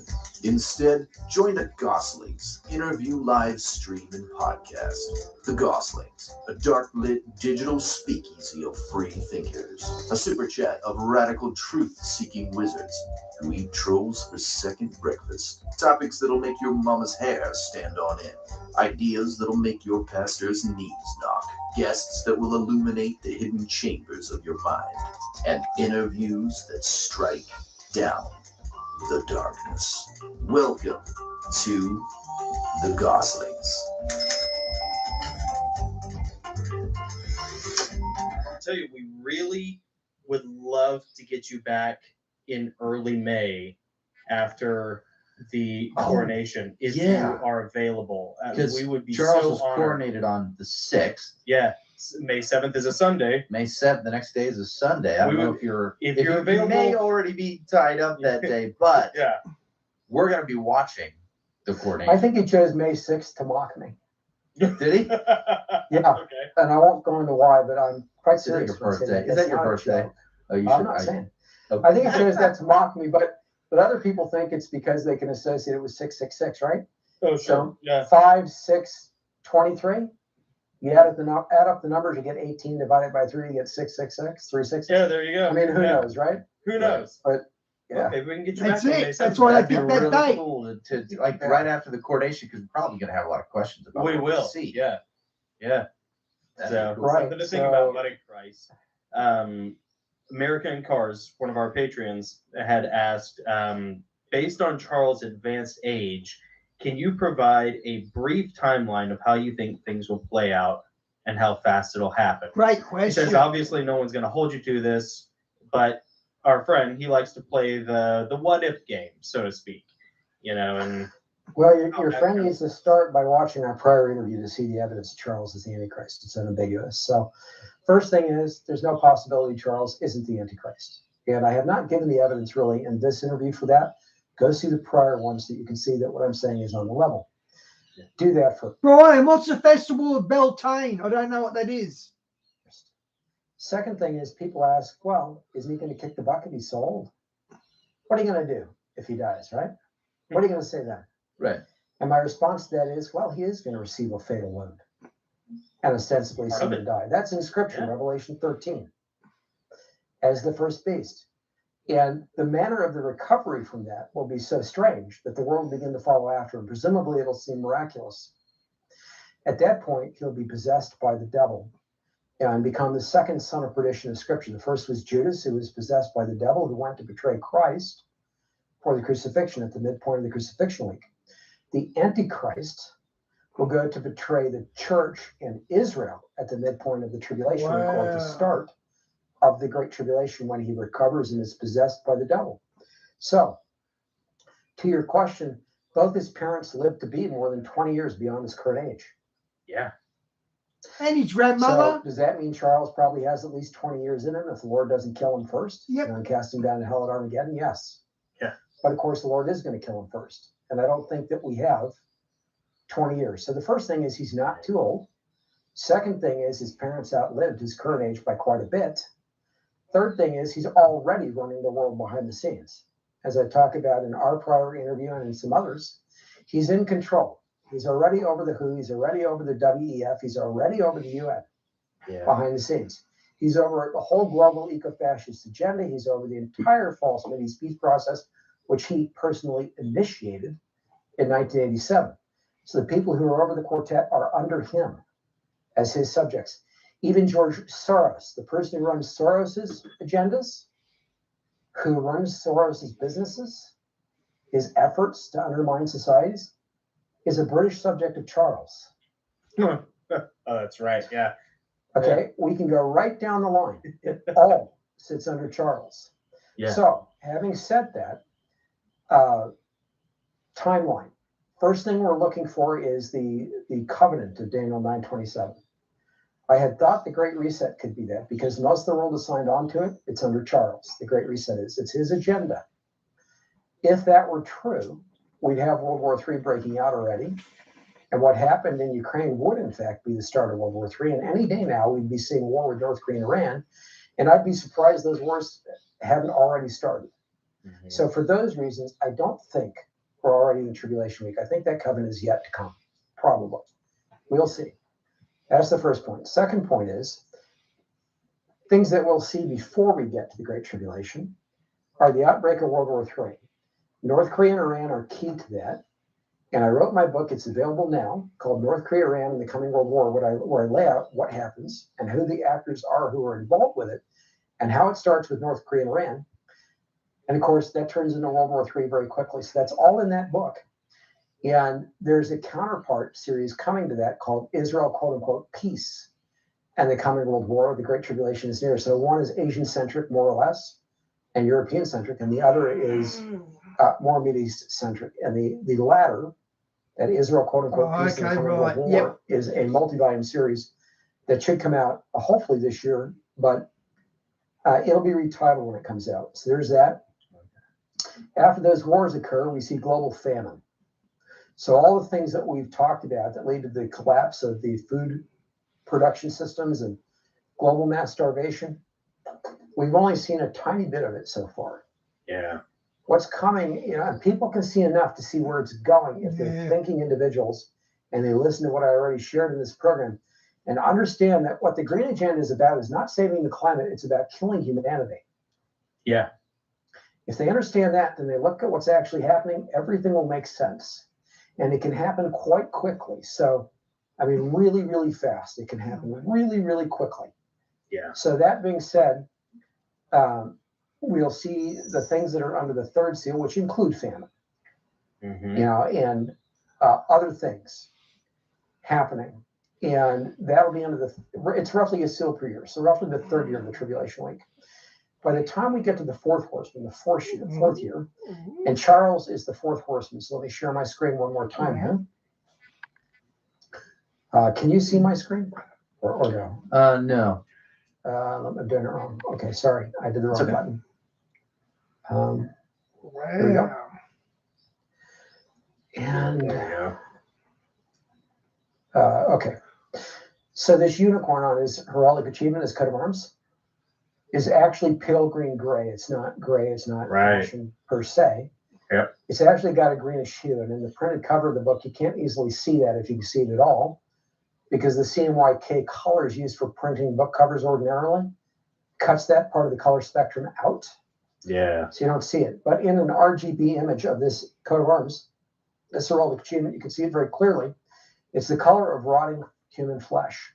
Yep. I point that out because the fourth horseman, the horse that he rides, and this unicorn is part horse. It's got goat's feet and so on. The body is that of a horse. The point is, it's pale green gray, and the rider's name is Death. And Satan is called Death in 1 Corinthians. He's the last enemy to be destroyed and to be cast down. The devil, when he gets cast down to the pit of hell, right? Mhm. So the Antichrist is named Death because he's possessed by Satan at that time. Charles, in other words, is not the first horseman of the apocalypse. He is the fourth. And he is the Antichrist who's going to be over a global government. People get confused and they say, what about Barack Obama, right? Or what about this person or that person?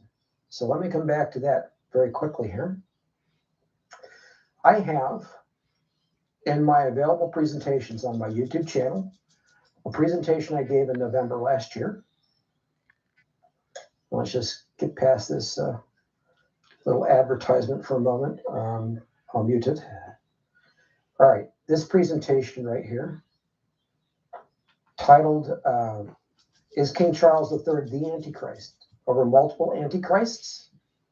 Yeah. It's an hour and 13 minutes long. In it, I identify the other three horsemen. Brian, did you see the entrance to the cathedral? A Grim Reaper walked past it, a black Grim Reaper. I don't know if it was CGI or someone actually dressed as Slim.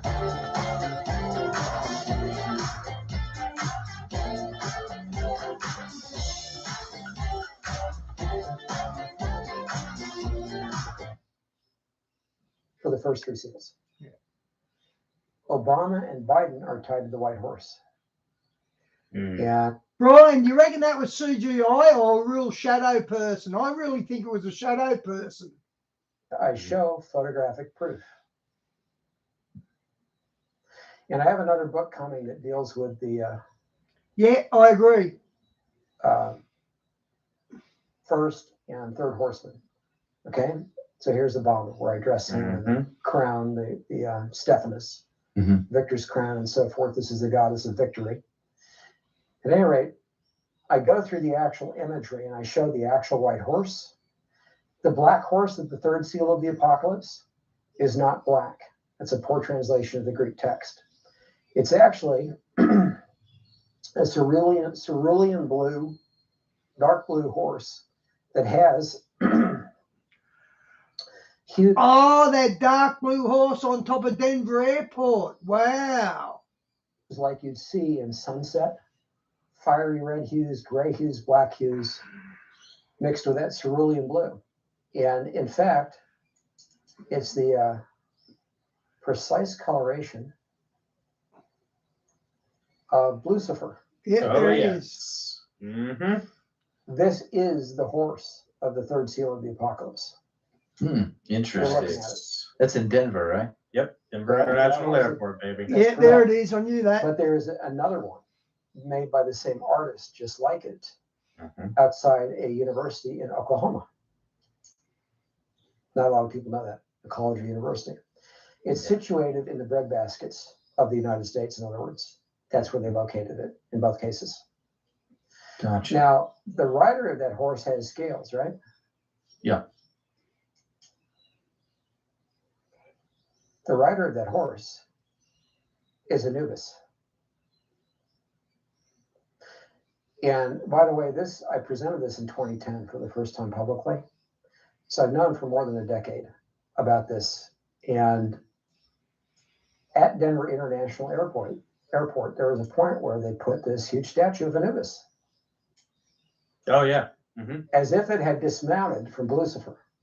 And they literally moved Anubis over time from here to be peering into one of the wings, the glass pane, like a story or two up at passengers, as if Anubis had dismounted Lucifer to go look through the window. Yeah. Weird. Yeah, I remember that. Weird. So they directly associated Anubis with that horse.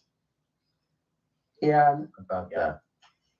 Okay, so there are a lot of connections between Hitler and the Third Reich and Obama and Biden. This is actually what Hitler used during World War II. Mhm. The Democratic Party for the And not just that, I don't know if he says it, but Obamacare was Hitler's health plan, where only the state provides the insurance. You've got no choice in it.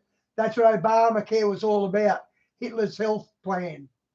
in 2008 reproduced this in the center of Invesco Field with a white horse overlooking it for Obama and Biden. Oh yeah. So Yeah. it's a thematic thing. It is. Yeah. So here it is in Invesco Field. Obama and Biden speaking here. They had the Eagles behind them on the top of the U.S. flagpole. But overlooking this, and I've got other photos in this presentation so people can go see it. Overlooking this is the white horse, the Mustang. This is the mascot of the Denver Broncos. Yep. It's viewed as a white Arabian horse or as a Mustang, and its name is Thunder. That's the name of the mascot. And they have an actual white Arabian horse or Mustang that they parade on the field before the games, named Thunder. And now it's Thunder 1, Thunder 2. This thing is the horses have died over the years. They keep replacing it, right? Mm-hmm. But the point is, Rahm Emanuel's name, his name Emmanuel, or Ram, pardon me, means thunder. And Barack's name means lightning, lightning and thunder for Barack Obama. Mm-hmm. Under this white horse, Obama given the victor's crown, even though he didn't deserve it, including the Nobel Peace Prize, which has the same symbol. Uh-huh.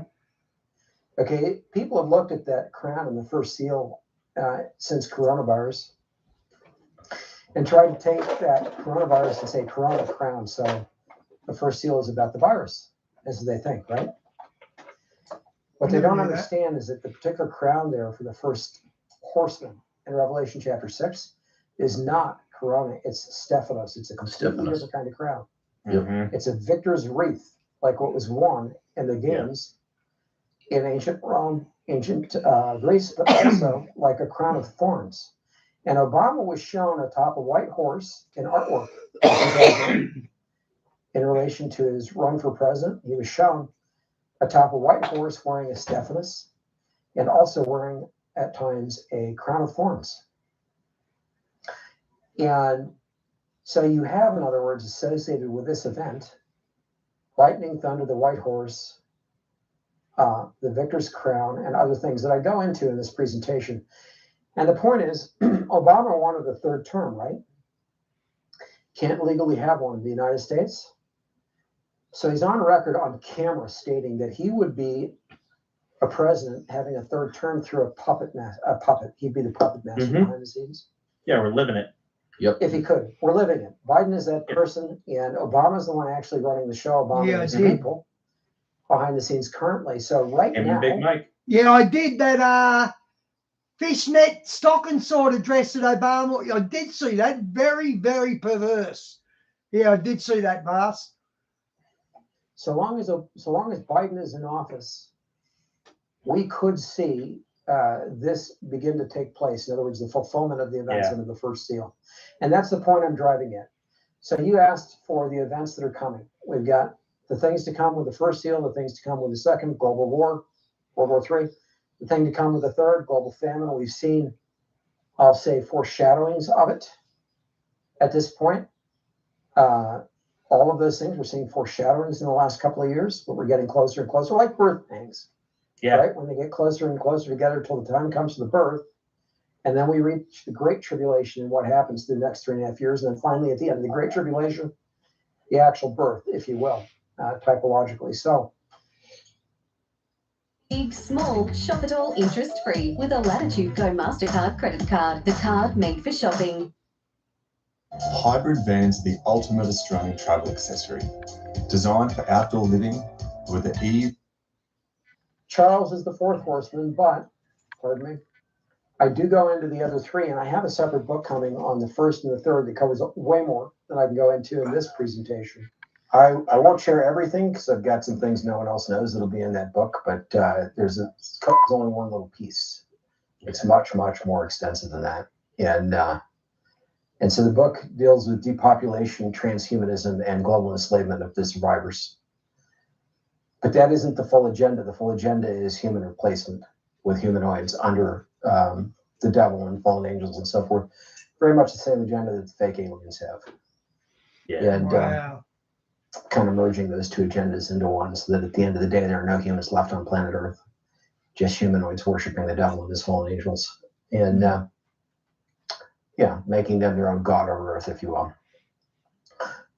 Yeah, just like they tried to do on Mars and other planetary bodies before the flood. So, yeah. One thing that reminds me of, Tim, is the gap theory. I'm sure probably anybody who's watching this at this point has probably heard of the gap theory, at least in passing. That between Genesis 1:1 and Genesis 1:2 is a whole pre-Adamic civilization. And the theory gets like expounded upon, and it gets tied into like Bigfoot, and apparently Lucifer was in charge of this worldly kingdom, and he tried to create his own, race of people, and then it sort of caved in on itself due to his pride and the fall of, his 1/3, and then it sort of plays out normally after that, and it picks up with, the face of the waters of the deep, and all that stuff. But is what you're describing? Yeah, very sort of sturdy. along those same veins as the gap theory, or is it obviously it's on the back end of history as opposed to prehistory, or is there something else at play there? No, biblical history is just under 6 millennia long. Yeah. Okay. There was no pre-Adamic race, and I know there are people out there who are trying to promote that.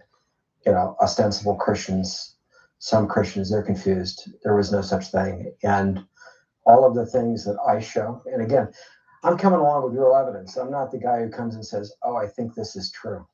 Yeah. And this is my opinion. Just like with the Antichrist, I'm not saying I think Charles is the Antichrist. I'm saying here's the proof. Right. Yeah. So when I come along on these matters, I'm presenting multiple photographs from multiple space agencies, not NASA only. So people think, there's a whole host of things we get into on that when we talk about that part, but these things all transpired between the fall of Adam and Noah's flood. They seeded our whole solar system in that period of time, so much so that Mars became densely populated. The surface of the moon became densely populated. Our moon was habitable prior to Noah's flood on Earth. It had an atmosphere. It had a liquid water ocean. In fact, they've admitted in the last 5 years or so, some macroevolutions have come out and said, well, we think there's enough frozen ice just under the surface of the moon to cover the entire surface of the moon, in tens of meters of water. The whole surface. There's still enough ice on the moon for that. And that they believe it had a liquid water ocean. While they're behind the curve. The whole moon is encrusted with fossils, out of that liquid water ocean. Wow. While the moon was damaged in connection with what happened in our solar system. So the moon was habitable. It was populated. Mars was populated, more habitable than it is now. Venus presumably was habitable. Planets, one or more planets that existed no longer exist, were blown to bits between Mars and Jupiter that were also seeded and densely populated, which is why comets and asteroids are full of complex biological fossils exposed on their surfaces. And it isn't NASA only that's photographed these. There are minimally 3 space agencies that have done so on multiple comets, more than a dozen. So, okay, guys, remember sometimes I play Super Soldier Talk and they talk about the secret space program? This gives it more credibility. It sort of gives it more credibility. It sounds like it's feasible that he's talking about they know fossils on the moon and all that. They must be getting there somehow. So secret space program is true. I might do another one on super soldiers tomorrow. Every single one that we have visited and photographed as humanity, modern humanity, has these things. There are no exceptions. And the only exceptions I could envision at this point would be maybe the core. If they like a metal asteroid, for example, that would be core material from a blown up planetary body, would likely not have those things in it. But everyone that we visited and photographed does. And these surfaces aren't smooth like they expected. They're very, very rough. They're not densely packed like they expected. They're loosely packed. That debris coalesced as it was blown into space. Those planetary bodies go up. So for the most part, it's not densely packed. And if they land something with any impact on one of those bodies, it's going to sink right into the surface. No problem. And in fact, not NASA, well, maybe it was, I think it was JAXA, I have to go look it up, but they hit one comet's surface with a projectile to blast stuff off the surface and capture it for return to Earth. Okay. They filmed this event. And some of the stuff that blew off the surface were skulls. Well-formed skulls. And if you look closely, frame by frame, you'll see a few instances of skulls with eye sockets, nose socket, mouth, just like you'd see on Earth, blown off the surface. You know, as if you dug up a human skull, for example, or this was a creature. You know, and that's not even the good stuff, frankly. So, but the fact of the matter is, they blew that right off the surface. And these surfaces are also highly colorful. They're not uniform in color in many cases. And the reason for that is they're looking at fossils, at different creatures where the colors have been preserved. They don't understand what they're dealing with. They recognize that there are complex molecules associated with life. You know, like organic molecules, for example. On all of these bodies that they've examined closely enough to test for that, they've found this. So the chemistry is more complicated than what they should expect for just bodies that form from coalescing gases and this kind of thing over billions of years, which wouldn't have all that stuff. So instead of admitting to any of these things or dealing with what's really there, you know, they play a game with the public, very much like with the Viking landers, you know, on Mars in the 1970s. They had 3 tests for life. In this case, they were testing for bacterial life. One of the tests was known to be flawed, incapable of detecting life, even on Earth. It could not detect life here on Earth. And they realized that later. The other 2 experiments were great successes in detecting microbial life. What did NASA do? Oh, yeah, well, this test failed, so we didn't find evidence of microbial life. They lied through their teeth this whole time. 20 billion a year. Even though the one test is known to be fatally flawed and unusable, even on Earth. More than one device. Both Viking landers with those 2 tests detected life. Active microbial life on Mars. Can I ask, let me ask you a question about that. Why, and this is, you know, obviously I haven't really thought as deeply about this and seen any of these things. Why would they want that to be public, though? Doesn't that validate their idea that there's life on other planets and evolution? Yeah, Good they're coming point. to help Good us point. out. I mean, doesn't that validate kind of their narrative? So here's NASA. We already know there's complex biological life on Mars. Maybe it might be dangerous to go there. Maybe we don't want to mess up the ecosystem because we don't know how it got there. It could be evolutionary, right? This is NASA's thinking.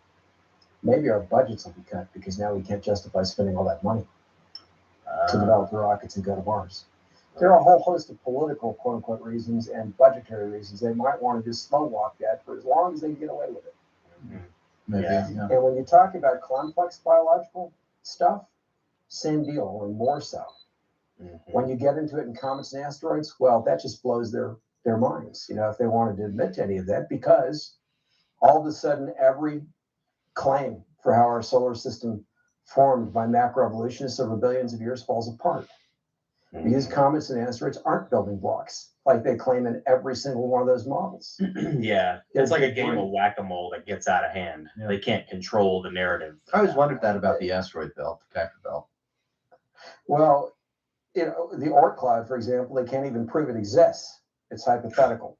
Really? You know, when they talk about the fact that we can see comets in our solar system, when they fly into the inner solar system and we photograph or see them, right? If you're talking billions of years, none of them should exist. They should all have melted away, turned to gas long ago. Yeah.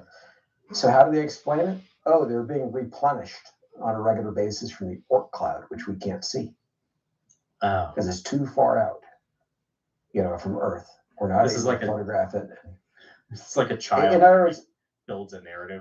That's a bit of a Deus Machina, if you ask me. It's literally an argument from silence, and the public doesn't realize. And when I say from silence, from a complete lack of evidence or data. they've got this hypothetical cloud that's out there that's replenishing comets into the inner solar system so that we can see them, every so often. And this is how they explain comets existing, for billions of years. But nobody's photographed the Oort cloud. Nobody's got any proof it actually exists. Right. Right. Meanwhile, we're using, types of lasers to try and cut into the fabric of space so that we can, monitor and expose, dark matter. It's like, oh, okay, so we're gonna figure out dark matter, but we still can't figure out the Oort cloud. Okay. Well, there are a whole bunch of issues, like the constants aren't necessarily what they think they are, like the Hubble constant, where they're trying to explain the contraction or expansion of the universe on the basis of a bunch of theory that presumes billions of years of age.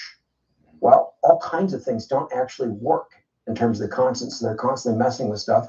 And one of their big approaches is this, again, argument from silence. Oh, it must be dark matter, which we can't see. We can't prove it exists. We must have that extra mass in the universe. So after billions of years, the universe hasn't completely dispersed into, so widely apart that there's just flown a hole so far apart that we can't see galaxies, et cetera, right? Yeah. The all fried this egg stuff- has turned to flan. Yeah.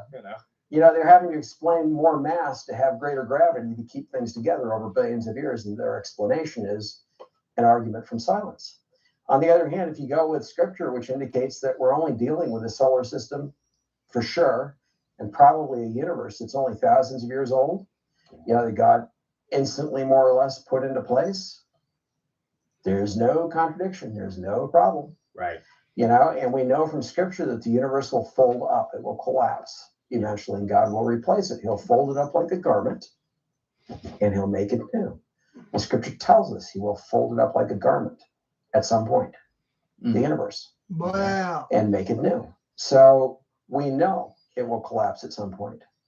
So there's so much in scripture that they ignore, and they make all these arguments from silence, and then they engage in this pseudo stuff. Well, what I'm about to give the world is proof that all their stuff is nonsense.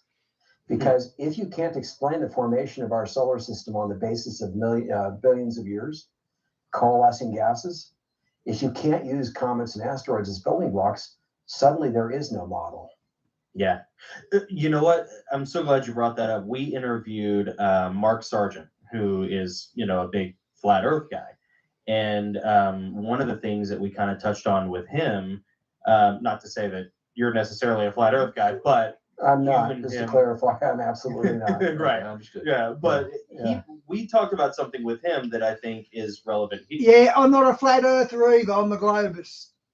here that one of our patrons brought up, which was the whole demon math thing.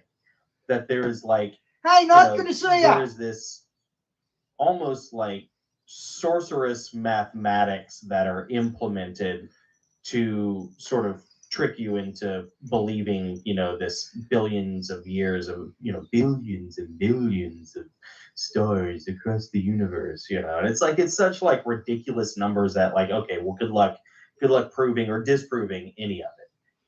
It's meant to like pacify you, like pablum, puked up into a baby bird's mouth, Well, as time has gone on, the universe has seemed bigger and bigger and bigger and bigger. In other words, the number of countable stars that we can actually see with our telescopes has increased exponentially. Interesting. They don't know how big the universe is. And every time we get a better telescope up there in space or, on the ground, whatever, and can see further out, well, guess what? There's more galaxies. Yeah. They have actually no idea in reality how big the universe is.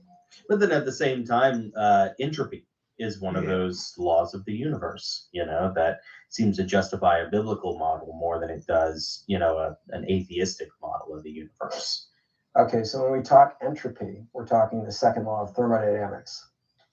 And it's, when you boil it down, it basically says order tends toward disorder or to a mean, to an average. So if you've got hot and cold, you mix them, you get warm, right? Yeah. So you go from a state of higher structure to lower or mean or average structure, basically chaos. And decay. Yeah. and decay. So that contradicts evolution.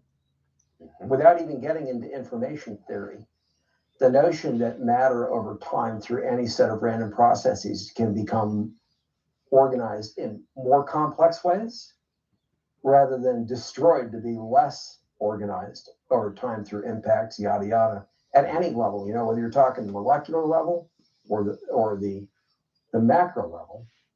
Impacts break things apart, or they reduce energy to an average in the case of the molecular level.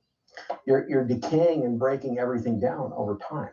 And that is the opposite direction. That's increasing entropy. That is the opposite direction of life. Actually, Vas, that's true. That, what was it? The Spanish flu was spread through the American soldiers more than anything else. That's actually correct. So life itself contradicts the second law of thermodynamics. It can't evolve. It's not possible. And that's without even getting into information theory, which is that even if you can produce the machinery, the genetics involved are basically incredibly complex programs encoded at the molecular level in highly complex machines that are like cities. Cells are like little cities, literally. They're that complicated inside. They're like a city with vehicles and everything else at the molecular level. One cell. And to suggest that stuff can evolve is silly to any real scientist. So I'm going to say macroevolutionists are not real scientists, they're fake scientists.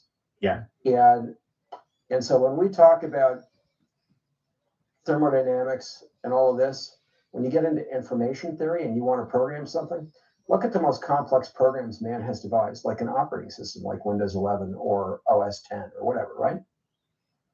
That's very complicated stuff. You know, taking, in some cases, millions of man hours to produce, right? With a lot of thought and intent behind it. And you can break programs so easily with one instruction or two instructions that go, you know, that are the wrong thing at the wrong time in the wrong place. Yeah, Vas, you're talking about Dr. Grady McGurdy, 26 proofs. The Earth is only 6,000 years old, and he nails it. The universe is only 6,000 years old. Yeah, Vas, you nailed it there, mate. Okay, everything has to be perfect for the function to continue in whatever it is that is being done at the moment in the operating system, whatever. That's primitive stuff compared to the programs of life that are encoded in a molecular machine effectively. Yeah, and programs are information, and that's really my point. Information doesn't happen through natural processes. It cannot happen through natural processes. And we're not talking about simple information. We're talking about extraordinarily complex information that's beyond our ability still to understand. Yeah. Other than to recognize that it's there. That's about as far as human understanding can even get at this point with genetics. Yeah, in terms of the overall program, like to produce a human being or a dog or a cat or whatever. Yep. Well, I was going to ask you about that. It's so funny because like none of this is what we had planned to talk about. This is so cool. Right. It's so fascinating. You know, there's even scientists can't make a case for, you know, what is it, abiogenesis?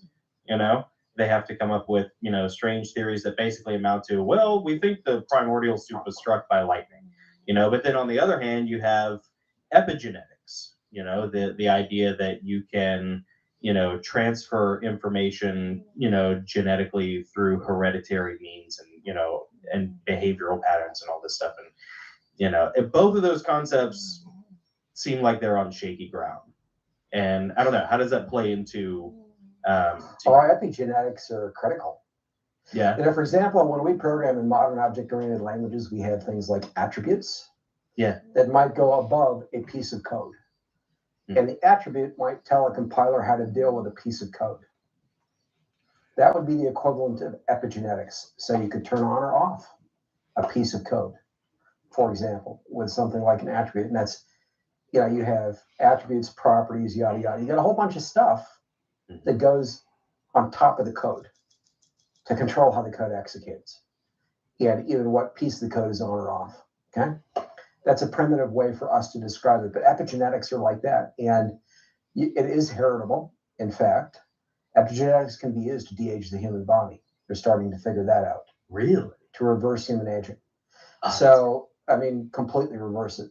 And so it is heritable, and it's an information layer that sits atop the genetic code, like the DNA, the RNA.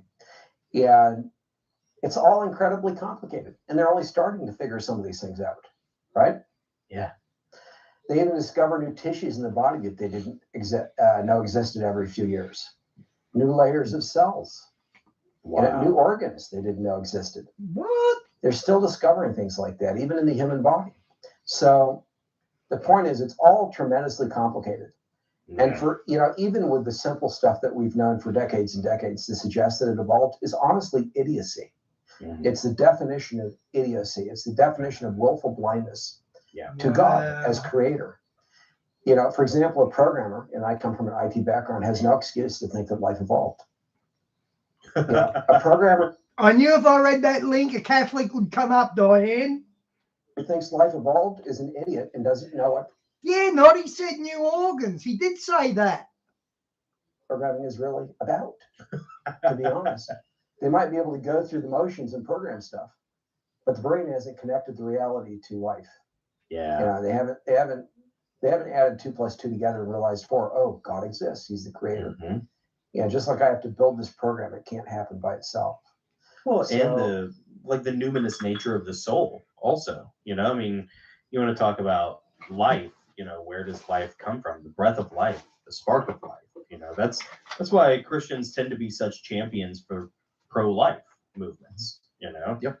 because there obviously is a spark there and a breath there, and you can see it when it leaves, if you've ever watched somebody die, you can see it when it goes.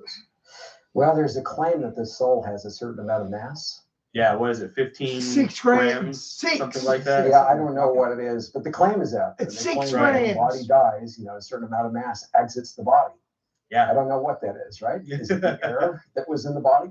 I really have no idea. Right. Yeah. But Yeah. it is an interesting claim. What I can say is, you were bringing up some of these early experiments, like they would try to create the quote unquote primordial soup they presumed for an early Earth and strike it with electricity, the equivalent of lightning, to try to produce chemicals in a flask like simple proteins. And say, oh, we got a few proteins, the equivalent of amino acids. They have produced some amino acids that way. The problem is the next instant those things are destroyed because there's no cell wall protecting them. Oh, interesting. Really? It's the chicken and the egg thing in a different way. Without the shell, in this case, the encapsulating cell wall, what they produce is randomly dispersed and almost immediately destroyed. Wow. In the next instant. They don't talk about that. Yeah. And even what they produce, even if they could preserve it, it's nowhere near what's inside of a simple cell. Mm-hmm. Doesn't even come close. Yeah. Brian, they're actually getting quite successful at that with the 3D printers and making organs. They're actually getting really good at that. In fact, I bet they can already do it because they're like 20 years ahead of what they actually show us. Exponentially, not even close. So, but they pass this stuff off and they hoodwink the public. So Satan is constantly hoodwinking the public. I was thinking about something today, for example. Everybody was talking, say 2 decades ago about global warming, right? Anthropogenic global warming, claiming we've got this global warming emergency. The Earth's going to get too hot, and the Antarctic, et cetera, are going to melt. The continents are going to flood. Oh yes. All this bad stuff's going to happen. Mm-hmm. Yada yada, right? So it was always global warming this, global warming that. What have they done in the last few years? Oh, it's climate emergency this, climate emergency that. Why? Because people are realizing, oh, you know what? We're having some nasty cold snaps and we're freezing. Yeah, exactly. Mm-hmm. Right? We're not warming, we're freezing. So, and then there are other people saying, well, the satellite data actually indicates the Earth is heading toward a deep freeze, another ice age, right? Another, Something happens. Mm-hmm. Well, there was already a mini ice age, in the 14th, 15th century, I think. Well, but the point is the satellite data globally shows the Earth is cooling, not heating. Mm-hmm. Now, we know from Scripture, and this is the sleight of hand that I'm talking about, they've switched to climate emergency because if you say if you say climate change, right, and call that an emergency, rather than global. Good link, Vast. Guys who haven't seen this video that Vast just posted a link to, watch it. It's 100% proof that the Earth is only 6,000 years old. Warming? Who can argue with that? We all see climate change every day, right? Thanks for posting the link, Vast. Vast. I didn't As get a to couple do of it. writers, we pick up on that and we're like, oh, yeah, I see what you did there. Yeah. Yep. So they go with the stuff that's hard to refute, you know, when somebody's not actually seriously thinking about what's being said. Mm-hmm. And in this instance, the earth is cold. But we know from scripture, like under the bowls of wrath, that there'll come a point, and the trumpets in Revelation, that there'll come a point where the earth is burning hot like an oven. And Malachi, right? I think it's Malachi or Mike. I think it's. So that's why I said climate change is real. Maybe it's. I forget. I think it's Mike, actually. But there's a point in scripture where the earth burns hot like an oven. Mm-hmm. Yeah, before the Lord returns. When Earth's atmosphere is damaged, the planet is damaged from impacts and other things that are going to transpire between now and Armageddon, such as comet and asteroid impacts, use of weapons of mass destruction, like nuclear warheads, nuclear war. The Earth will be damaged enough, and the atmosphere will be damaged enough to where the Earth burns hot like an oven. So what does the devil do? He reads scripture, he says, oh, the Earth's going to burn hot like an oven. Let's use that. Let's use that. Let's claim global warming. There you go. Yeah. Mm-hmm. Okay. Yeah, the devil's not so smart. He's actually kind of an idiot. Pardon my. I know that sounds arrogant, you know, but he's not so smart. He doesn't understand scripture well enough to prevent God from fulfilling his word. So he looks at those things and thinks, let's use it. But what happened when he was using it? People are waking up to the fact the Earth's actually cooling. Let's change how we're using it. Let's call it climate change. It's like a snake oil Climate salesman. change. It's snake oil salesman. And so when we talk about the trends that are happening in the world today, you know, this whole agenda under the devil, there are multiple layers. And they keep introducing these things. They keep the public and mankind off balance so much. And Vast, when a volcano blows, it releases more carbon dioxide in 1 hour than the whole of mankind's use of petrol, of fossil fuels. In 1 hour, it spews out more carbon monoxide. Nobody can really keep up with it unless they're spending all their time trying to figure this out.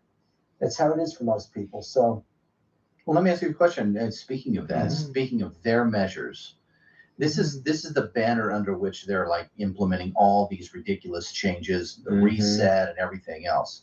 Can you talk a little bit about how the WEF and other, you know, institutions? Exactly, Brian. Carbon's good. Under the banner of climate change, are trying to remedy that through a depopulation agenda. Yeah. Okay, so they're obviously not going to talk publicly about depopulating the world. They certainly talk privately, and they certainly put it in our faces for those who are paying attention. It's all sleight of hand.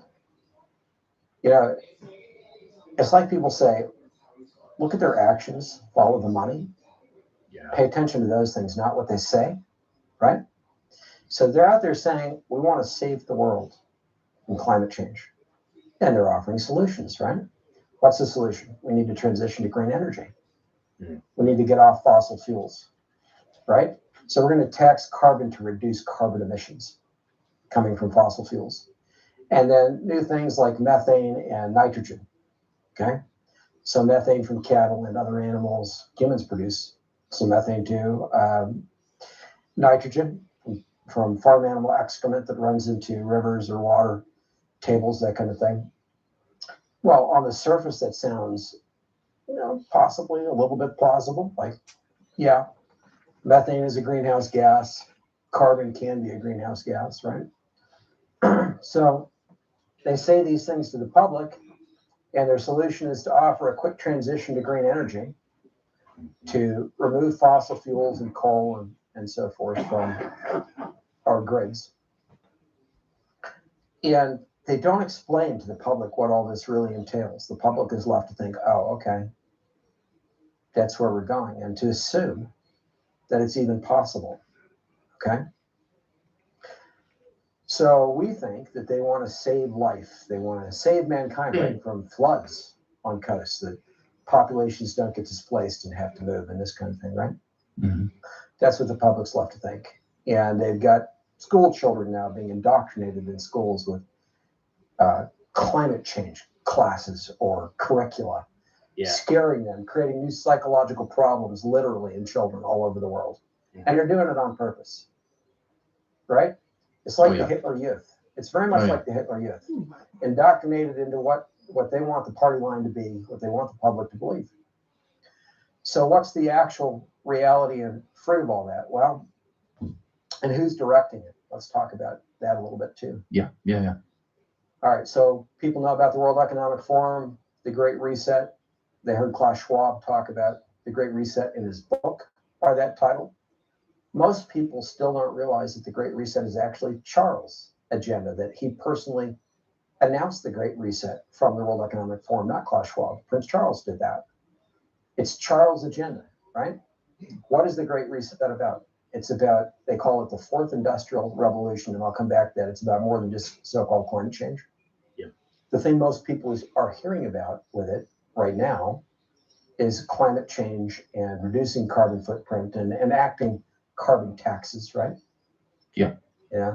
A price to be paid for using fossil fuels to this global entity, ultimately. For their green energy revolution. This is the claim. Okay? They sell it to the public like that. We're here to be your saviors, right? But the devil is a liar. Okay? That's the World Economic Forum, and there's more to it. And the Fourth Industrial Revolution involves ultimately Good day, transhumanism, AI. Good to the see you. survivors of mankind, as an interim step to completely eliminating humanity and turning humans into basically humanoids. You know, where they want to enhance us, make us kind of like the $6 Million Man in the 70s, only more biological in the end, right? Yeah. Right. Sticking computer chips in our brains and connecting us to the internet and to the metaverse. Totalitarian monitoring and then control, etc. So we can compete, like Elon Musk says, with artificial intelligences over time. Yeah. By the way, do you know Elon Musk was part of the World Economic Forum? No. Not surprised.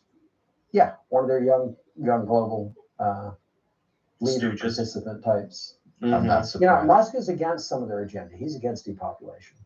Right. But he's a participant in other areas. In the transhumanist agenda, he's a big participant. Yeah. Oh, for sure. So, Yeah. He's anti-AI, but he's pro-transhumanist. Yeah. It's Well, he's almost not like he really- wants to. Go ahead, Tim. Sorry. he's not really anti-AI. It's going to happen one way or the other. We need to be able to compete, or the AIs will annihilate us. Right. It's almost like he wants to co-opt AI into and like harness it, you know, For with humans. humanity. Yeah, for humans. Knowing that ultimately humanity will be supplanted by cyborgs. Mm-hmm. You know, that's his goal. There's a Effectively, part to two. compete with AI. Which again is the same thing as the devil's agenda, ultimately to annihilate humanity, right? Yeah. Musk is a stooge to the devil and he doesn't even know it, like these other folks, even though they're not, you know, the house of Satan is divided. So they're not in complete agreement on how they're going to approach all these things. But at any rate, going back to this, so that's part of the Fourth Industrial Revolution, is to put technology in us. And Wow.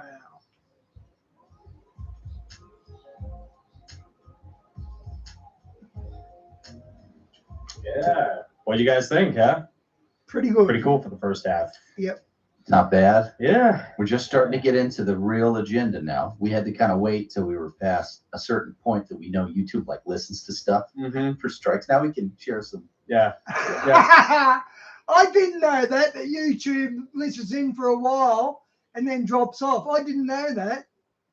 But it's fascinating. It's sort of like hiding, waiting for the hunter killer robots, from Terminator to fly past with their strobes. Skynet. Yeah, you're waiting for the Skynet, to bypass you so that now you can go back to like being a normal human being. So yeah, so we are now out from. Yeah, it sounds like Musk isn't right on board with it, but he's sort of got his fingers in a few pies, but he's avoiding the bad side of things. That's what it sounds like. He has warned that AI will be really bad for mankind. He has said that. under the sights of Skynet, so we can start operating. Yeah, dude, we've had an awesome chat, by the way. Dude, I can't even keep up with the chat. It's been.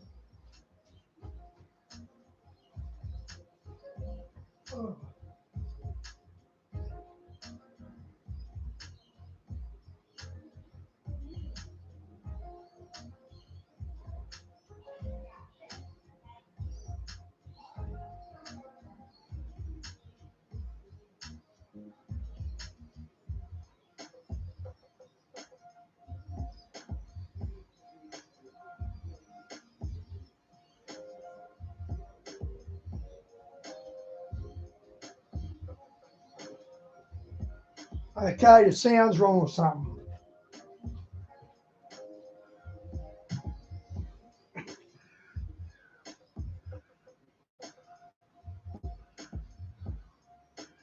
The sound's down. I'll jump ahead a bit. Okay. How about now? Can you guys hear us? Yep. Oh, maybe. Maybe. Yes. Okay. And we're back. And we're back. Okay. So we had looks like we had a software failure. Wow. Our audio software went down. Once again, just anyway. Yeah. We want to say thank you to Mike Fisher mm-hmm. for the generous support. We're glad you guys are loving the interview. We've been trying to keep up with the chat. Yeah. And struggling to do it. There's just so many great comments, and we're so glad everyone's watching tonight. And you guys are having a great conversation. It's been awesome watching it. And yes, and we wanted to say thank you to Mike Fisher for the awesome super chat, $4.99. Mike Fisher is the owner and proprietor of Giordani Jovanovic Hair Care Products. JordaniJovanovic.com is the place to get them. Yep. So we always want to give Mike a shout out. He's also one of our patrons. And if you guys are not aware, we have a Patreon. Put that up. And probably, honestly, like a third of the people in the comments right now are probably our Patreon members. And it's such a fun community. Everybody's super cool. Everybody has a great time. It's basically just like what you're experiencing here. And we have all these different tiers. So, like, if you're interested just in, like, let's say you just want to see what the schedule is for the guests. And we're booked out through May right now. We could be booked out farther, but I kind of wanted to not book out any farther because it kind of gets a little tough maintaining those connections when you're like 6 months down the road. So we'll start booking out again here in the next probably few weeks, maybe a month. Yeah. And then all the way up to like that's like the lowest tier. And then if you want to go higher, you can sign up for like the upper echelon tiers where you get guaranteed a question to a guest for our interview. And you even get like a sponsorship, like we'll promote your product on or your business or whatever on our site. So we got a lot of cool stuff there, but honestly, it's just a really fun time. Free merch. Yeah, discounts on merch, free merch. And then we just designed a Patreon exclusive Gosslings t-shirt, which we thought was really cool. Yeah. So it's a lot of fun. Yeah. Anyways, yeah. Let's see. Do you want to talk about the books before we do anything else? Yeah, I just got the second half of the interview queued up here. Again, sorry for the technical difficulties. Yeah, everyone. Sorry about Thanks that, for your patience with that. Real quick, let's see. Well, it looks like I'm gonna have to add them here. Let's see. Let's do it at the end. They're not. Wait a minute. Here we go. This one and this one. I didn't know that, but I know MAGA is a chief priest title in Freemasons. Apparently MAGA is the chief priest title, and Trump used MAGA. All right, we got it. Thanks for bearing with us. So this channel actually started out with Nick and I basically being a couple of Christian authors. Oh, Adam is a swamp in Hebrew, and he went to clean out, drain the swamp. Wow, I didn't pick that up when you said that. Who we wrote fiction, and we would meet every Sunday on a writer's night. And then over time, we started doing this channel just like as a fun way to keep up to date on like what we were doing and things that we thought were interesting. And then the Lord had other plans, and it kind of turned into a YouTube channel, like interview channel. Yeah. So, but Nick and I are still authors. We're still writers. And Nick wrote an awesome. Let's talk about your book first. You want to talk about? Okay. Absolutely. So I wrote a 7-novel series called Heavenly Realms, and the first book in the series is called Empyrean Falling. It is epic Christian fantasy about angelic warfare. Yeah. So it's sort of like Gettysburg and 300 and Braveheart meet the Book of Revelation. Wow. And it's a lot of fun, and it's it's theologically grounded, but it's got all these great action scenes in it, and it's really cool. I kind of wrote it in my 20s, and I wrote the whole series like kind of for me. But it's been really surprising, like how many people of all different ages and demographic Yeah, there's no coincidences with them. are into it. Yeah. So, Yeah. Very so yeah, cool. it's neat. And then Nick wrote an awesome book called Henry Half Moon. Indeed. And I would love to tell people about Henry Half Moon, but I figured you might have an elevator pitch that might be more succinct. I'm still working on my elevator pitch, but Yeah. basically it's about a young college student at NYU who is kind of agnostic, but he's called by gods he doesn't even believe in to cross over to the other dimension and fight this new strange race of demon called the Algalim, who are Yes. trying to usher in the coming of the Anunnaki, the return of the Anunnaki. Yeah. And Henry he has to, go through that struggle, but it's also a faith struggle too. So there's elements of like ancient Sumerian lore. There's, occult, there's Greek mythology, all kinds of things are kind of interweaving in this story, and Henry has to navigate through all of that. And but it is a faith journey as well. Yeah. It's a great book. Yeah, it's really cool. And Nick actually has a lot of traction with his Travelers League series of books, a middle grade fiction for kids. That's really cool. But like, aside from J. Reese Bradley and us, like no one ever talks about Henry Half Moon. Yeah. And Henry Half Moon is awesome. So, Yeah, it's like right down the middle of most of the stuff we're talking about. on the Yeah, channel, so if you're a fan of like the stuff that Tim's talking about, if you're a fan of Gary Wayne and Derek Gilbert, all these other awesome people that we interview who are, they delve in this Christian esoterica and this Christian fringe mythology stuff, you'll really enjoy Henry Half Moon. It's pretty neat. So, and Karen S. asked a question, and it should be coming up here in a second. Sorry for the delay. Oh, yeah. There we go. Are they good stories for teenage boys like 16 years? Yes. His books and my book. Absolutely. Mine are probably a little, mine can be kind of violent. There's no sexual content in mine. Or mine. And there's very, very light, minor, contextually accurate cursing, but it's nothing gratuitous. But they are kind of violent. I saw that photo of Megan on Epstein's yacht. I did see that. And the heavenly Hey, realms John, can be a good to little see you, wordy mate. At times, lofty aspirations for literature. So they might like bore your teenager. But I was 16 when I read Gates of Fire, and that was a pretty wordy book. Yeah. So I really liked it. So it kind of depends. But like Nick's Henry Half Moon book is young adult. That is like right up young adult fiction alley. So so you kind of can't go wrong with either one. But Nick's book definitely lends itself more to a teenager than mine would, I think. Unless your teenager plays a lot of Rome Total War and is kind of like a cool nerd. Then I loved Rome Total War on the PC. I loved it. Good game. I don't know. So, or he reads Paradise Lost. So, anyways. All right. Well, let's get back to the second part of the interview with Yeah. Tim Cohen. We're going to talk about the depopulation agenda now. We're going to dive deeper into that. Hope you guys enjoy it. And we will, again, be in the chat. We'll catch you guys on the back end, unless, our backup audio software fails. But I don't think that's going to happen. Yeah, just kidding. We're doing kind of a... It's not so much a digital speakeasy as it is a digital silent movie. Sometimes it's more a silent movie. Yeah. Very, very true. Very Which true. is great because I finally shut up. Here we go. And unlike last time, I'm going to make sure that the mic is left on and the camera left on, so no hot mic moments. That was really embarrassing. If you'd like to see that, go back to last week's live stream. About halfway through, about this point into it, you can see me get up, my big butt walking towards the door. Yep. Jonathan rubbing his eyes because he's so tired. Fortunately, we don't say anything that we regret. That's right. Yeah. It's a funny The moment. Lord was merciful. Our wonderful chat community said, hot mic, turn it off, turn the camera off. Much like this Very time helpful. saying, like, hey, you guys are muted. Yeah. What will we do without you guys is basically what I'm saying. I don't know. We're taking you all with us. Follow me into the dawn. All right, here we go. Tim Cohen, part 2. That's part of the purpose of the mRNA jabs, is to learn how to bioengineer humanity to change us at the genetic level. What they're really doing, though, is killing us at the genetic level. And so we can come back to that in relation to not just the COVID jabs, But the new things they're doing with so-called vaccines that are based on the No way, a book on the Spartans. That sounds pretty cool. and technology.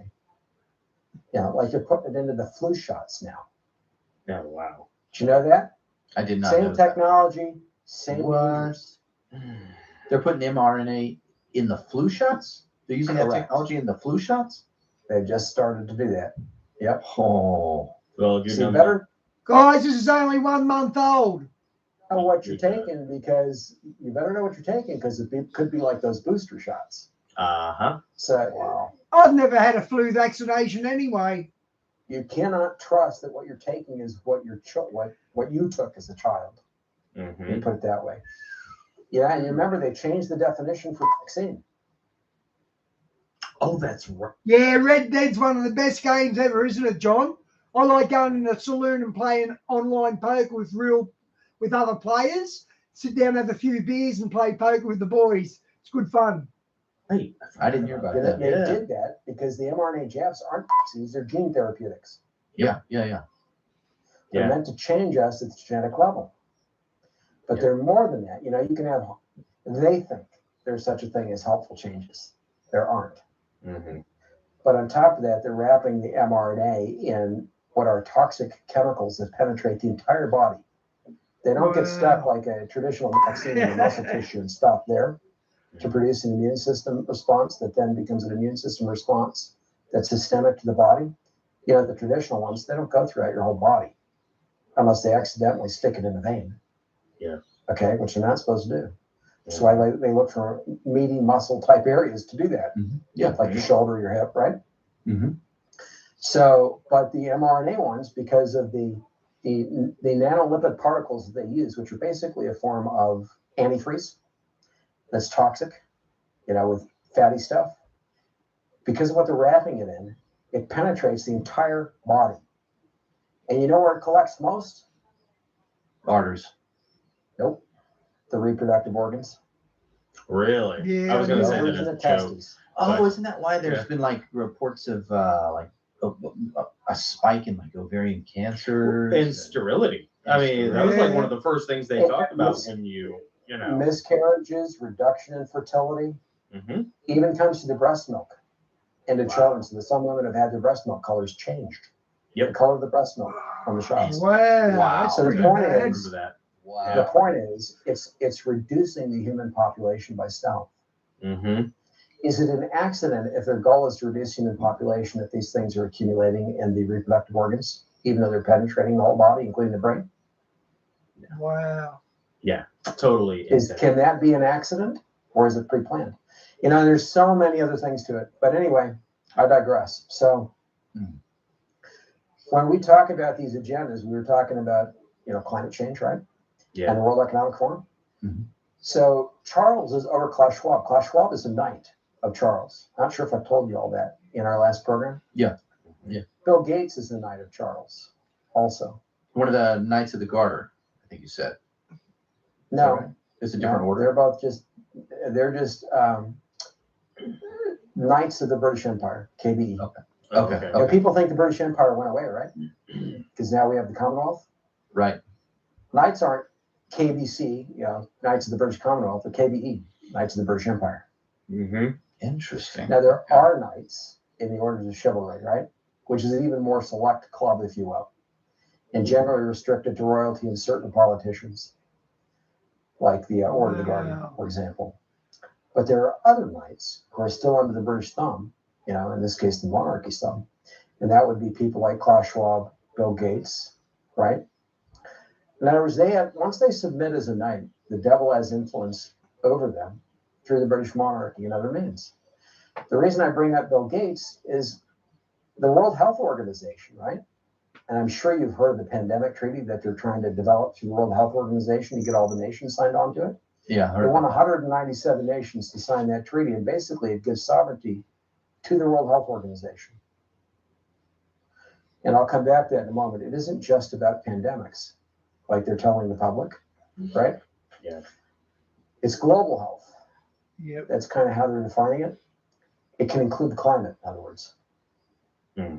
The World Health Organization can declare, for example, if that treaty passes in the form they're trying to pass it, a global health pandemic. Doesn't even have to be a virus. Yeah. And when they declare that, they can lock you down in your homes. They can literally change the laws of countries. Yeah. Through something that isn't actually a treaty.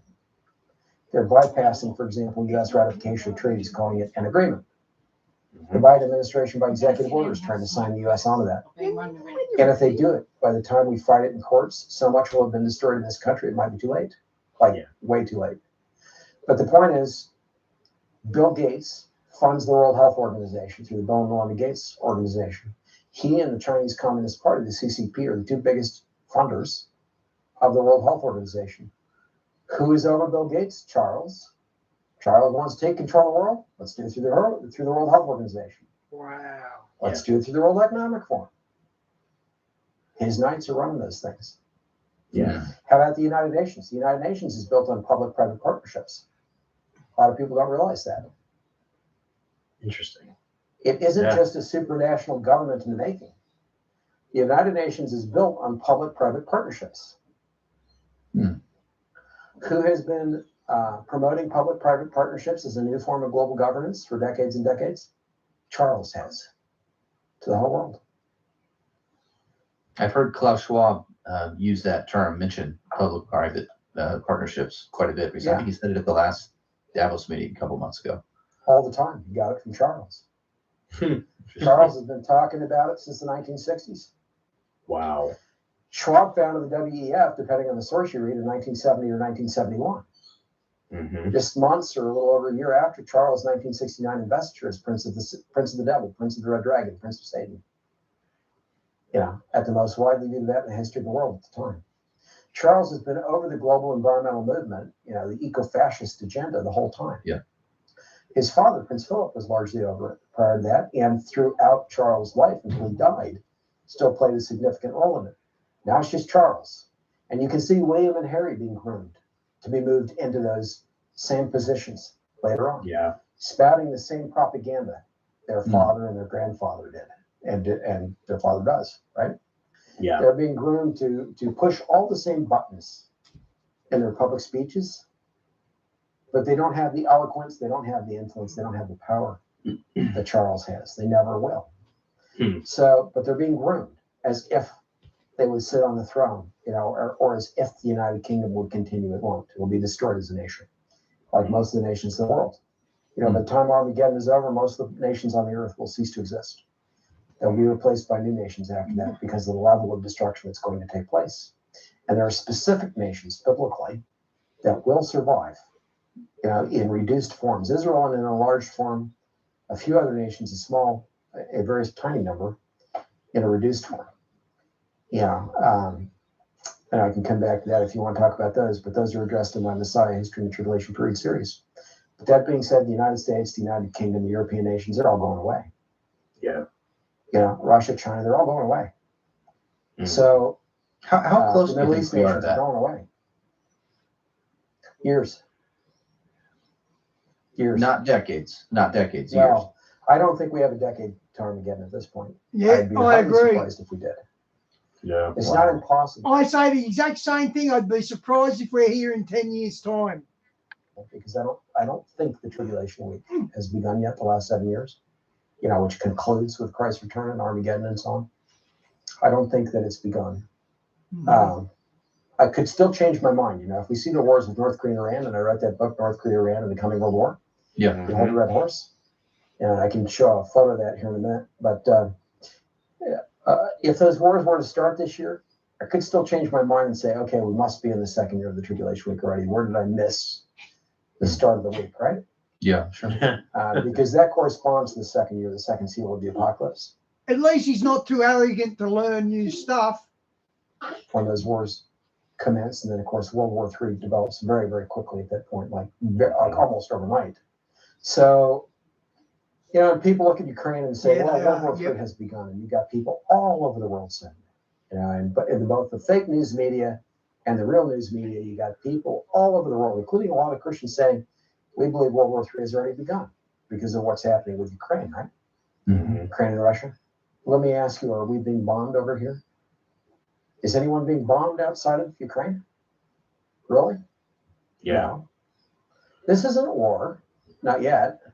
I mean, peace hasn't been physically taken from the earth, not yet. People have a lot of concern, right? A lot of restlessness Yeah, sure. and concern. No, I'm expecting it every morning. I get up, I'm expecting to see headlines that Mushroom clouds. Yeah, exactly. You know, I'm expecting to see. Yeah, You're right. exactly. It's still very contained. That's my point. So we're not in World War III yet. We're looking at a precursor right now with Russia and Ukraine. But we're heading toward World War III. And so I don't think that we're in the tribulation week yet. Could I be proven wrong? Yeah. It's still possible, yes. I don't think we are. Okay. But I don't think we have a decade either until we get to Armageddon at this point. I'd be very surprised because at this point, the whole stage is essentially set. You want to ask me something? Yeah. I was wondering if we wanted to get to one of because this plays in with what we're talking about, or if we wanted to wait until. Well, I do want to outline. Question. I want to outline these agendas for a moment. I get a long-winded thing just to suggest that Charles is in charge. And I mentioned in our last interview, I think, and it's certainly it's not Scott Baio, people, when Tim says that. No, it's not Scott Baio. That's but I mentioned. We all kind of wish. God love Scott Baio. I like the guy. Right. Truly, he's an awesome guy. But you know what's sad, by the way, Tim? I made that joke, but like we're all too old for anybody to get what we're talking about. Like, yeah. AI, no word on the two witnesses yet, but apparently Israel has their new Messiah. He's a Yanuka.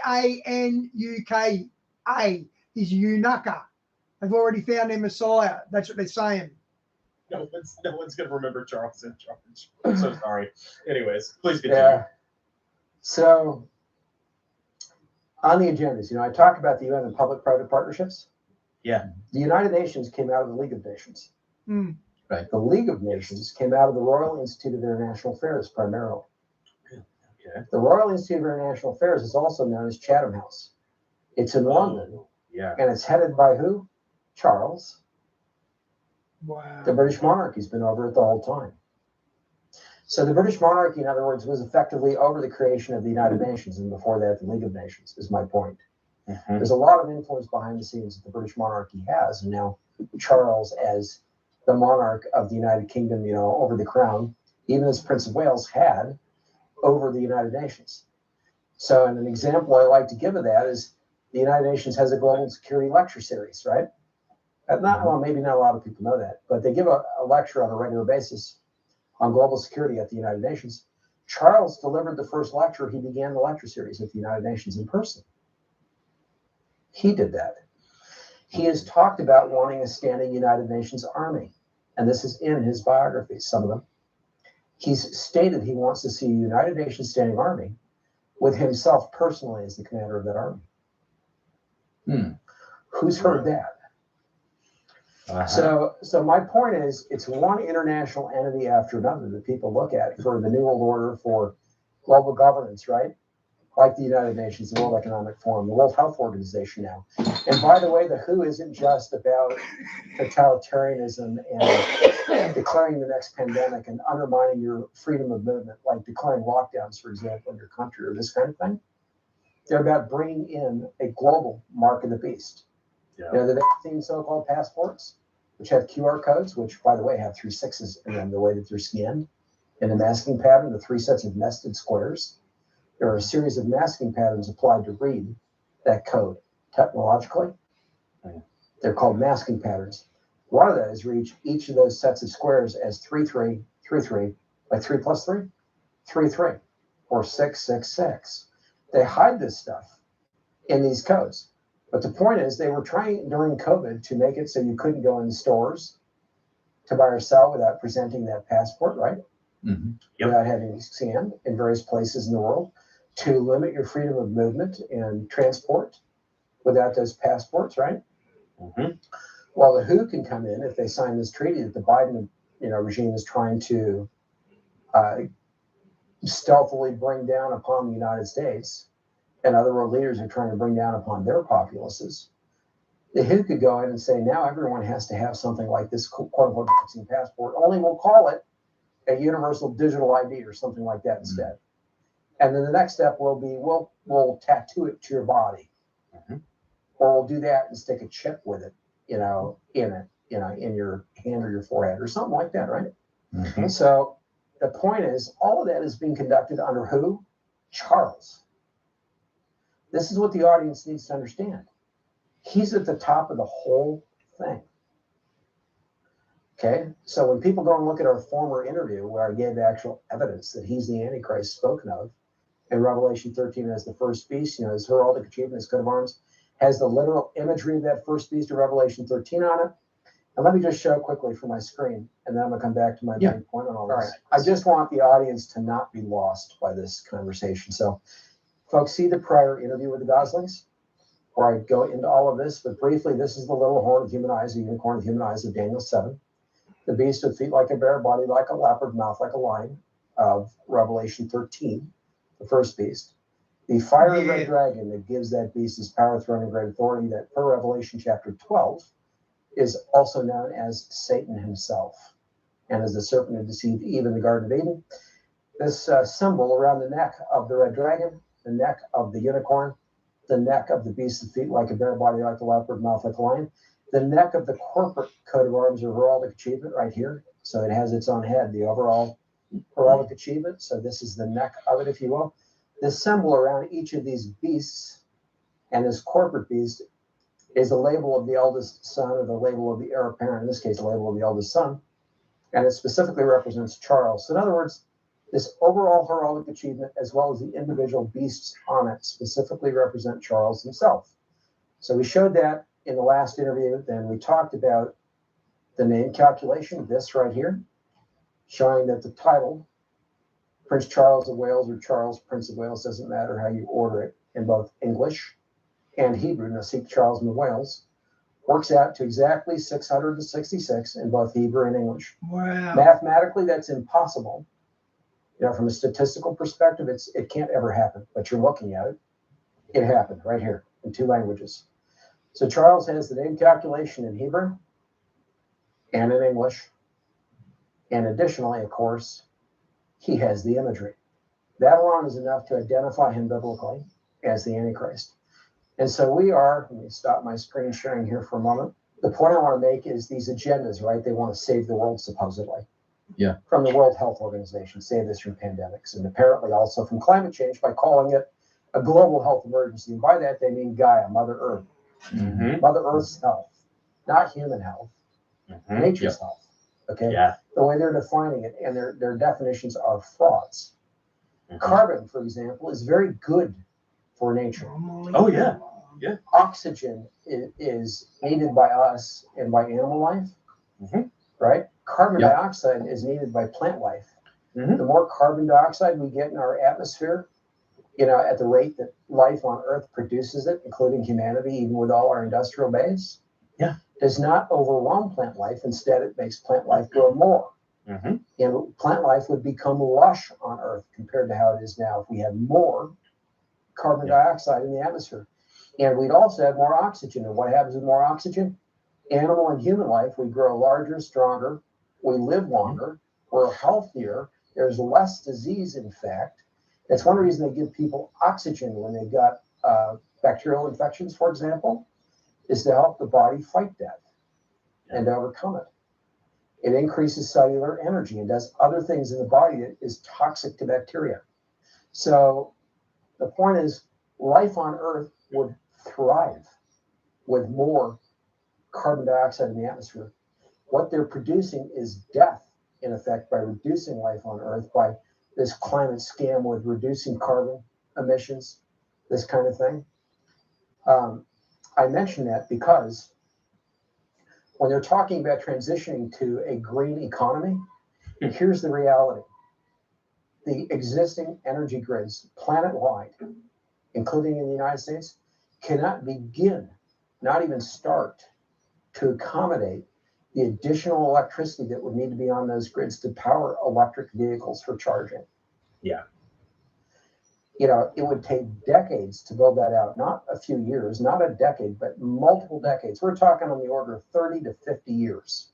Yeah. Probably. to build that out. Wow, if that's true, AI. So that's the Wow. first issue. It's a mirage that they're selling to the public. Even if they could produce all the electric cars that the world would need today. Wow, and that's give them crazy. away, Yeah. they can't put the, and even if they could produce the electricity with, all kinds of new nuclear power plants, for example, they couldn't actually put the power on the grids.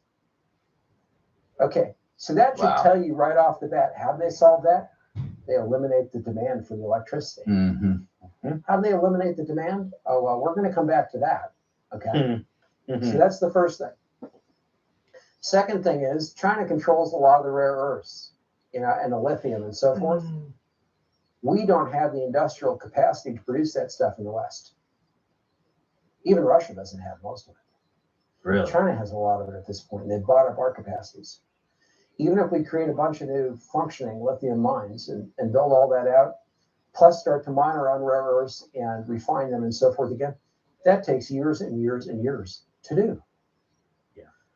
We can't produce the raw materials to produce the batteries. Yeah, there is new technology coming, new batteries like solid state batteries and things that don't require some of those rare earths, some of those minerals, some don't require lithium at all. That are superior batteries. Those are coming, but for those to be commercialized, you're talking 4 years to a decade minimum. Mm-hmm. For those to begin to be commercialized in a serious way. So we don't have the capacity to produce the batteries necessary for the vehicles. Okay, so we don't have the grid, we don't have the capacity for the batteries. We're taking production offline in terms of gas and coal. We're retiring older plants rather than replacing them as they need to be retired, or nursemaiding them along until they can be replaced. There's nothing on the grid to replace them, and green energy can't do it. It can't be brought on fast enough. So some small percentage, maybe 4 or 5% of green energy projects have succeeded to date. Yeah. If they succeed with 100% of the projects that they're claiming to the public that they're going to bring online, that still would not be enough to produce the additional electricity necessary to charge all the cars for the existing human population, just to replace the cars that are on the road. Yeah. But if only 1/20th of that, let's say, actually succeeds, right? What then? And how about the fact that we don't have the battery storage No way. for wind and solar to use those things off peak? For example, when the sun's not shining. Okay, that dinosaur DNA, that's quite possible because they've actually found T-Rex bones with wet tissue in it. So dinosaurs didn't die millions of years ago. They died like in our timeline, in our history, like from the year dot to 6,000 years later. So they've already had, so it's not unreasonable that they've cloned dinosaurs. To produce the electricity with the existing solar panel technologies, the ones primarily in use, or wind, the wind's not blowing, so nothing's getting generated. We're not storing what does get generated, so we use it when it's there, and when it's not there, there's nothing to use, right? Yep. Okay, so we had brownouts on the grid. Well, if you get enough brownouts on the grid, what happens? The whole grid collapses, literally. The transformers fry. It only takes, we've got many transformers, on our grid, just the United States, for example. Many transformers. Fewer than 10, hypothetically, if they go offline, cause the whole grid to fail and fry. Yeah. Wow. I can see that. And when the major transformers fail and fry, and we're not even talking an EMP strike, we don't produce them in the United States, and they take years to build. Of course. They weigh hundreds of thousands. Why would of we? pounds, if I remember right? Why would we build our own transformers? We import them, right? Yeah, we got to import them. Gosh. So if those go, and all of a sudden the electricity's back up, well, there's no grid to carry it. How long does it take to repair the grid? Between 1 and 10 years. How long does it take for most of the U.S. population to die? Less than a year. Yeah. From starvation and deprivation. The cities become killboxes at that point. Oh, yeah. Why do I bring that all up? So if we look at that and they say they want to save the world with this quick transition and brainwash everybody into eco-fascism and give children, conniptions from mental disorders, climate nightmares that they have in their sleep, which is what they're trying to do. Yep. I don't actually even think that's an exaggeration at this point. I mean, when my son was a boy, he's now a man, they were trying to do that in our local schools. Oh to yeah. brainwash children into eco-fascist. Oh, if you agenda watch stuff. Nickelodeon in man. the early '90s and Yeah. late '80s and mid '90s when Remember we were Captain growing up, Planet? yeah, Captain Planet. You know, everybody's a tree. You know, like I mean, Well, just yeah. the brainwashing has been going on forever. Well, and you can go back and look at the predictions of Prince Charles, Al Really? Gore, other people stating by such and such a date this will happen. Oh yeah. You know, if we Yeah, don't get our it's emissions terrifying. way down suddenly, Yeah. all those dates have expired, by the way, Mm-hmm. Yeah. like years and years remember- ago. So they keep moving the target. I remember laughing, or I laugh at it now, but like I remember basically buying the Kool-Aid when I was like 9 years old, you know, because you're watching, you know, Nickelodeon and, oh no, I got to cut up the 6-pack rings or else all the fish are going to die in the ocean when it gets Snap down. a sea turtle. So I went into the kitchen and I started cutting them up and my mom was like, what are you doing? You know, so I'm like, I'm saving the fish. I'm saving the world, Mom. Yeah, and I never will forget my mom was like, both our parents were pretty based. And I remember mom just like rolling her eyes and be like, whatever, go do your homework. You know, Yes. parents, you gotta watch out for this stuff, man. I'm gonna keep the frog warm by boiling it slowly in this bath of water. I mean, yeah. Well, you know, that's the like. I save the frog from the cold. You know, these. So, I know people who are like in their 20s and early 30s who like we travel in these circles where like we all get it and we're like, oh yeah, you know, this is obviously a bunch of horse crap, you know, this eco-fascism. But I mean, we lose perspective of like a lot of people really want this. They really believe it. They have been brainwashed and convinced that this is the way to go. And they hate humanity. They hate themselves. They resent humanity. And they do want all of us to die off in this like useful idiot vainglory that they're going to be left behind, that they're not going to face the wall, you know, or be slaughtered by AI because who can make war with the beast, you know? And it's like this whole system, you know, that they're trying to ram down society's throats and intentionally demolishing the economy in order to accomplish. It's like it works really well when there are only 500 million of you left over, like the Georgia Guidestones predicted. But oh, you can't talk about that anymore because those got blown up. So yeah, so even that is not intended to work really well, and I'll come back to that. Really? I mean, that's another layer of the facade. So in this case, when we're talking about global energy and we look at the practicalities of what they're proposing rather than the propaganda of what they're proposing, what we discover is that it's impossible. There is no practicality to it. It cannot be done. And even if we could bring nuclear plant after nuclear plant with newer fission technologies online today, and they should be doing that, even if we could, we can't build them fast enough yet to replace what's being retired off the grid, which means the grid is becoming more and more unstable because of brownouts like we see in California, for example, right? Yeah. And so what does Newsom say? You know, he tells people initially, well, you're going to have cars by, what was it, 2035? I forget what year he chose now. We're going to phase out all gasoline sales, gasoline-powered vehicle sales. Maybe look at lawnmowers and gasoline-powered yard equipment and so forth as well, to phase all that out and go with just electric devices. And it's not going to be legal to sell gasoline-powered stuff in California, for example, and whatever year it is. I think he said 2035. You could check me on that. But then what does he do? Like days later, oh, don't plug your electric car into the grid during these hours because it might create a brownout situation here in California. So yeah, you're gonna have electric cars, but the ones that are out there, by the way, we don't have enough ability to charge those during the day. So be a nice little drone. And there's our daily death, Diane. You always post a death from the vax. And there's our daily death. And plug it in off hours and don't drive in the meantime, kind of thing, right? Yeah. Yeah. So- and also eat your bugs, even though it's going to kill you because you can't Well, digest bug shells. And then he gets in his Yeah. gas-powered vehicle and drives to the or his governor's. G5. Yeah. Yeah. Who drives to the governor's mansion, or maybe takes a helicopter or something, however he gets around. All right. So here's the real agenda that people right. need to see. And you can look at Sri Lanka, even before getting into the energy grid stuff, right? Oh, really? They pushed, and this was, they got a WEF stooge as president of Sri Lanka. And through him, they pushed all organic farming. Why?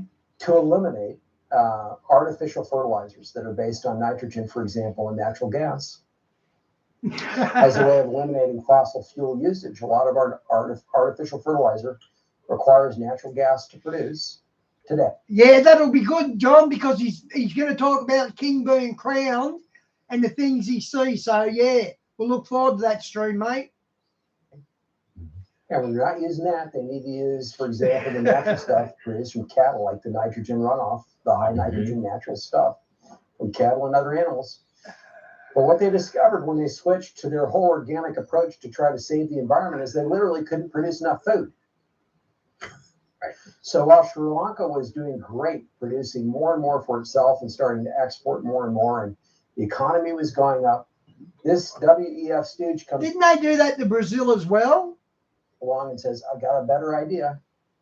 Let's go all organic and get rid of the synthetic fertilizers, right? Yeah. None of this has to do with green energy yet, right? This was just trying to get away from use of natural gas, really, and lowering their so-called carbon footprint. So what happens? Quickly, you've got revolution in Sri Lanka. The president's fleeing, literally. The government's being overrun. The public is furious. I mean, the whole public. Because now their economy is tanked. People are going to starve. They can't produce the food they need for themselves, right? So what's the real model here? The real model is we dupe the public into going for this. And by the way, when they take these plants offline, it can take years to bring this stuff back online if it can be done at all. Jeez. We dupe the public. We take these things offline until things are destabilized. And by the way, destroying trains, you know, a lot of the diesel fuel is transported by trains in the United States. A lot of our trucking runs on diesel fuel.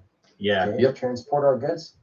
You take the trains offline, you remove the diesel fuel, you know, so there's not enough of it. The whole country runs on transportation. Yeah, you break down the transportation infrastructure because of lack of fossil fuels. And with the breakdown of the transportation infrastructure goes the breakdown of food transport. Yep.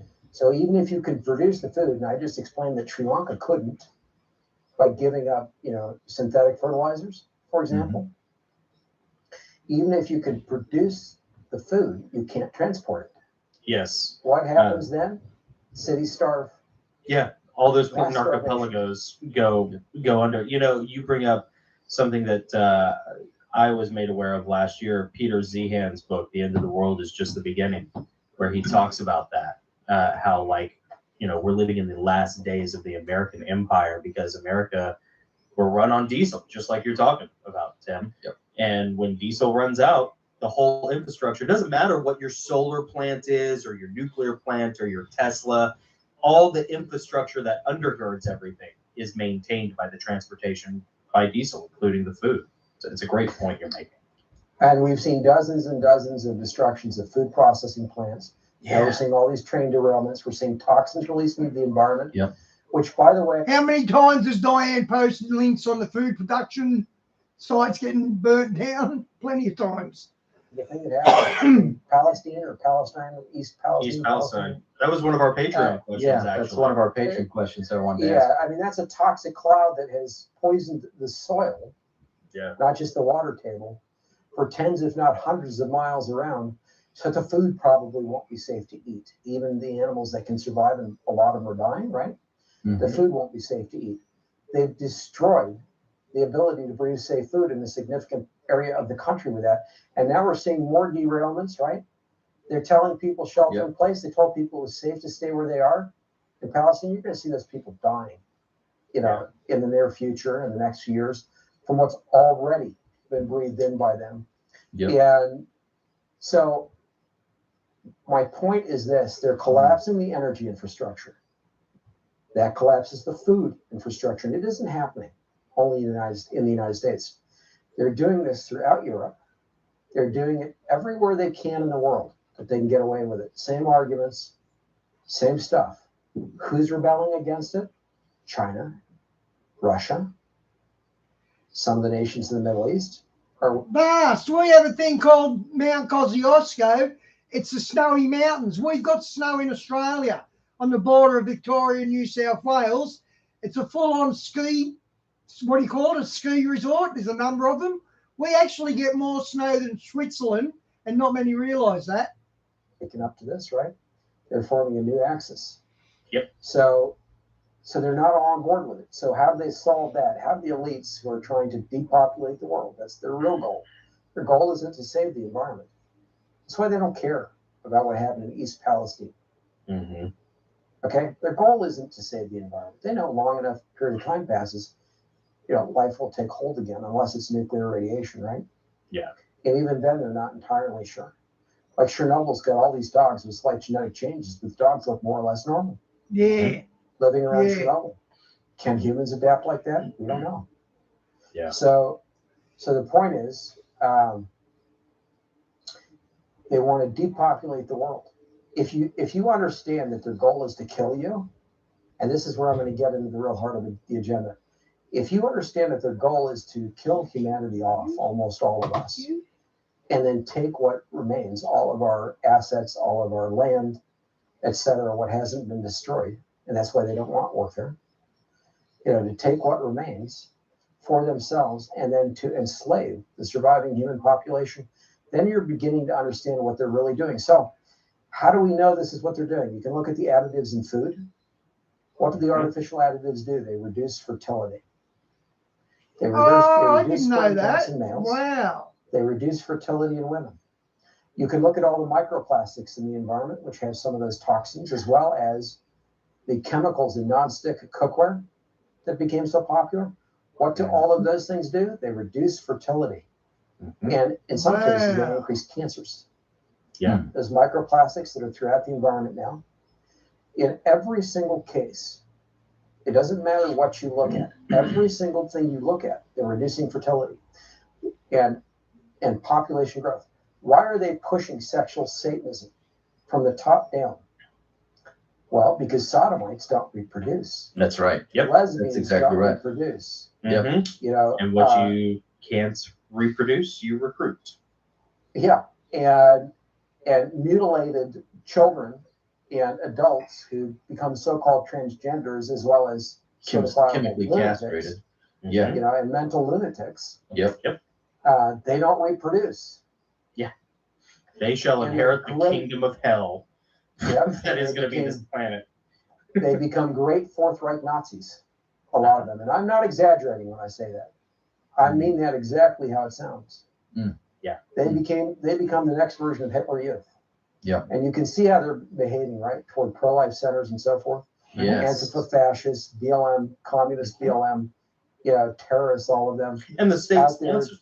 Yeah, state sponsored. The states. And- You know what, Bas? That's the problem I had with Prince Charles, or King Charles being the Antichrist, because I saw him kiss one of the Rothschilds' hands. But someone pointed out he could have been Charles's mentor, so that could have made sense. But I did see him kiss a Rothschild's hand. Protects them. Right. Like, I mean, if you look back, Tim, I'll tell you the moment where I realized that not only are, this is going to sound bad, but not only are the cops not on your side, the military is not on your side either, because they are controlled, their paychecks are controlled by the people who already hate you and want to replace you. Look at those protests, those Patriot Prayer protests from like the 2017, 2018 era. And then when Antifa shows up, Patriot Prayer, any of those conservative pro-Trump guys, they all have to go through the checkpoints and they get patted down and they play by the rules. Yep. And then they all form their little protest thing. And then here comes the black bloc steamrolling right through the barricades and the police are told not to interfere. Yep. And they don't interfere. So like, if you ever think that like those people are here to protect you and they're going to save you and, they're going to cross the Rubicon, no, they ain't, baby, because you already saw it, They ain't here for you. Yeah, that's true. So you're absolutely right. There is like a Fourth Reich that is being. That's why it's illegal to pray outside of an abortion. You can't stand across the street. Is it really? It is in UK. Oh, I can say that. Yeah. You can't even silently pray across the street from an abortion clinic. There needs to be a neo-Normandy. I'm just saying. But here in the U.S., you can burn down a courthouse. Right. In protest. Or a pro-life center. Or a pro-life pregnancy, center, right? pregnancy crisis centers. Yeah. Where's the justice? Pregnancy Those crisis. people were not hunted down and held to, accountability. Yeah. Anyway. Yeah, and Hey, you got a weaponized FBI going in like the Gestapo, against pro-life families. Yep. And adults. Terrorizing children literally and wives literally. Labeling parents as domestic terrorists because they speak out at city council meetings against this agenda. Well, and in Canada, they'll take your parents away from your kids if you interfere with your kids being able to get the whack. You know. Well, you got I think a 16-year-old, but a Roman Catholic young man in Canada who in school came out at a Roman Catholic school, no less, came out against males in female bathrooms. Mm-hmm. And he was arrested. And they had him arrested twice and expelled from school. Yeah. Right? Yeah. So, in other words, you've got these and Roman Catholicism is not biblical Christianity, but you've got these compromising religious entities. And it's not just Roman Catholicism. You can look at the Anglican Protestant Church, top down, corrupted and just as bad.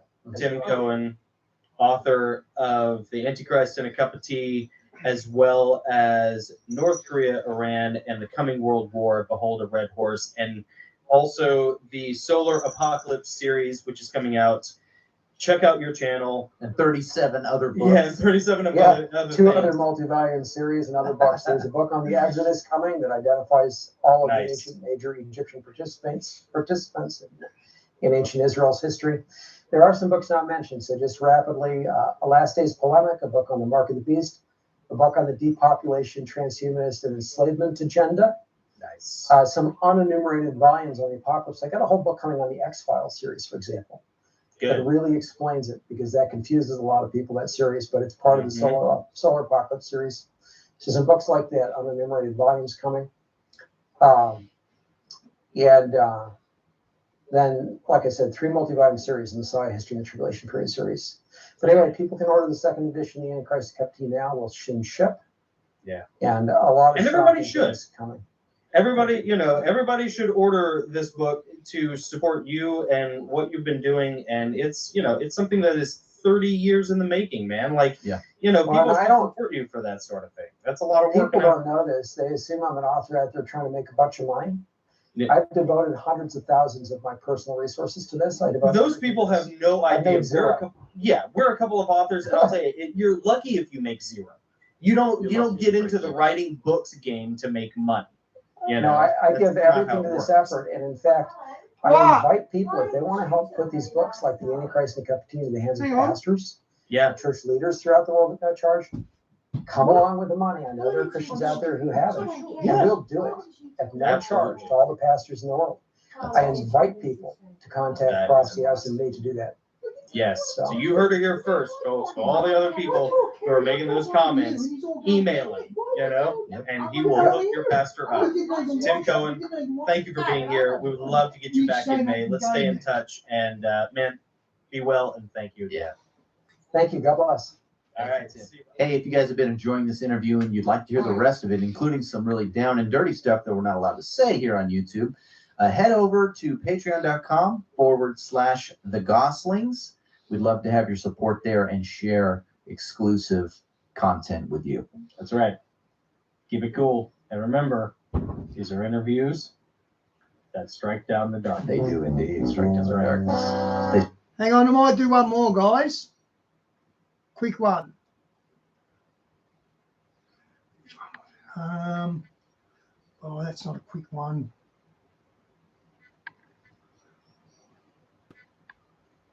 Actually, a more cool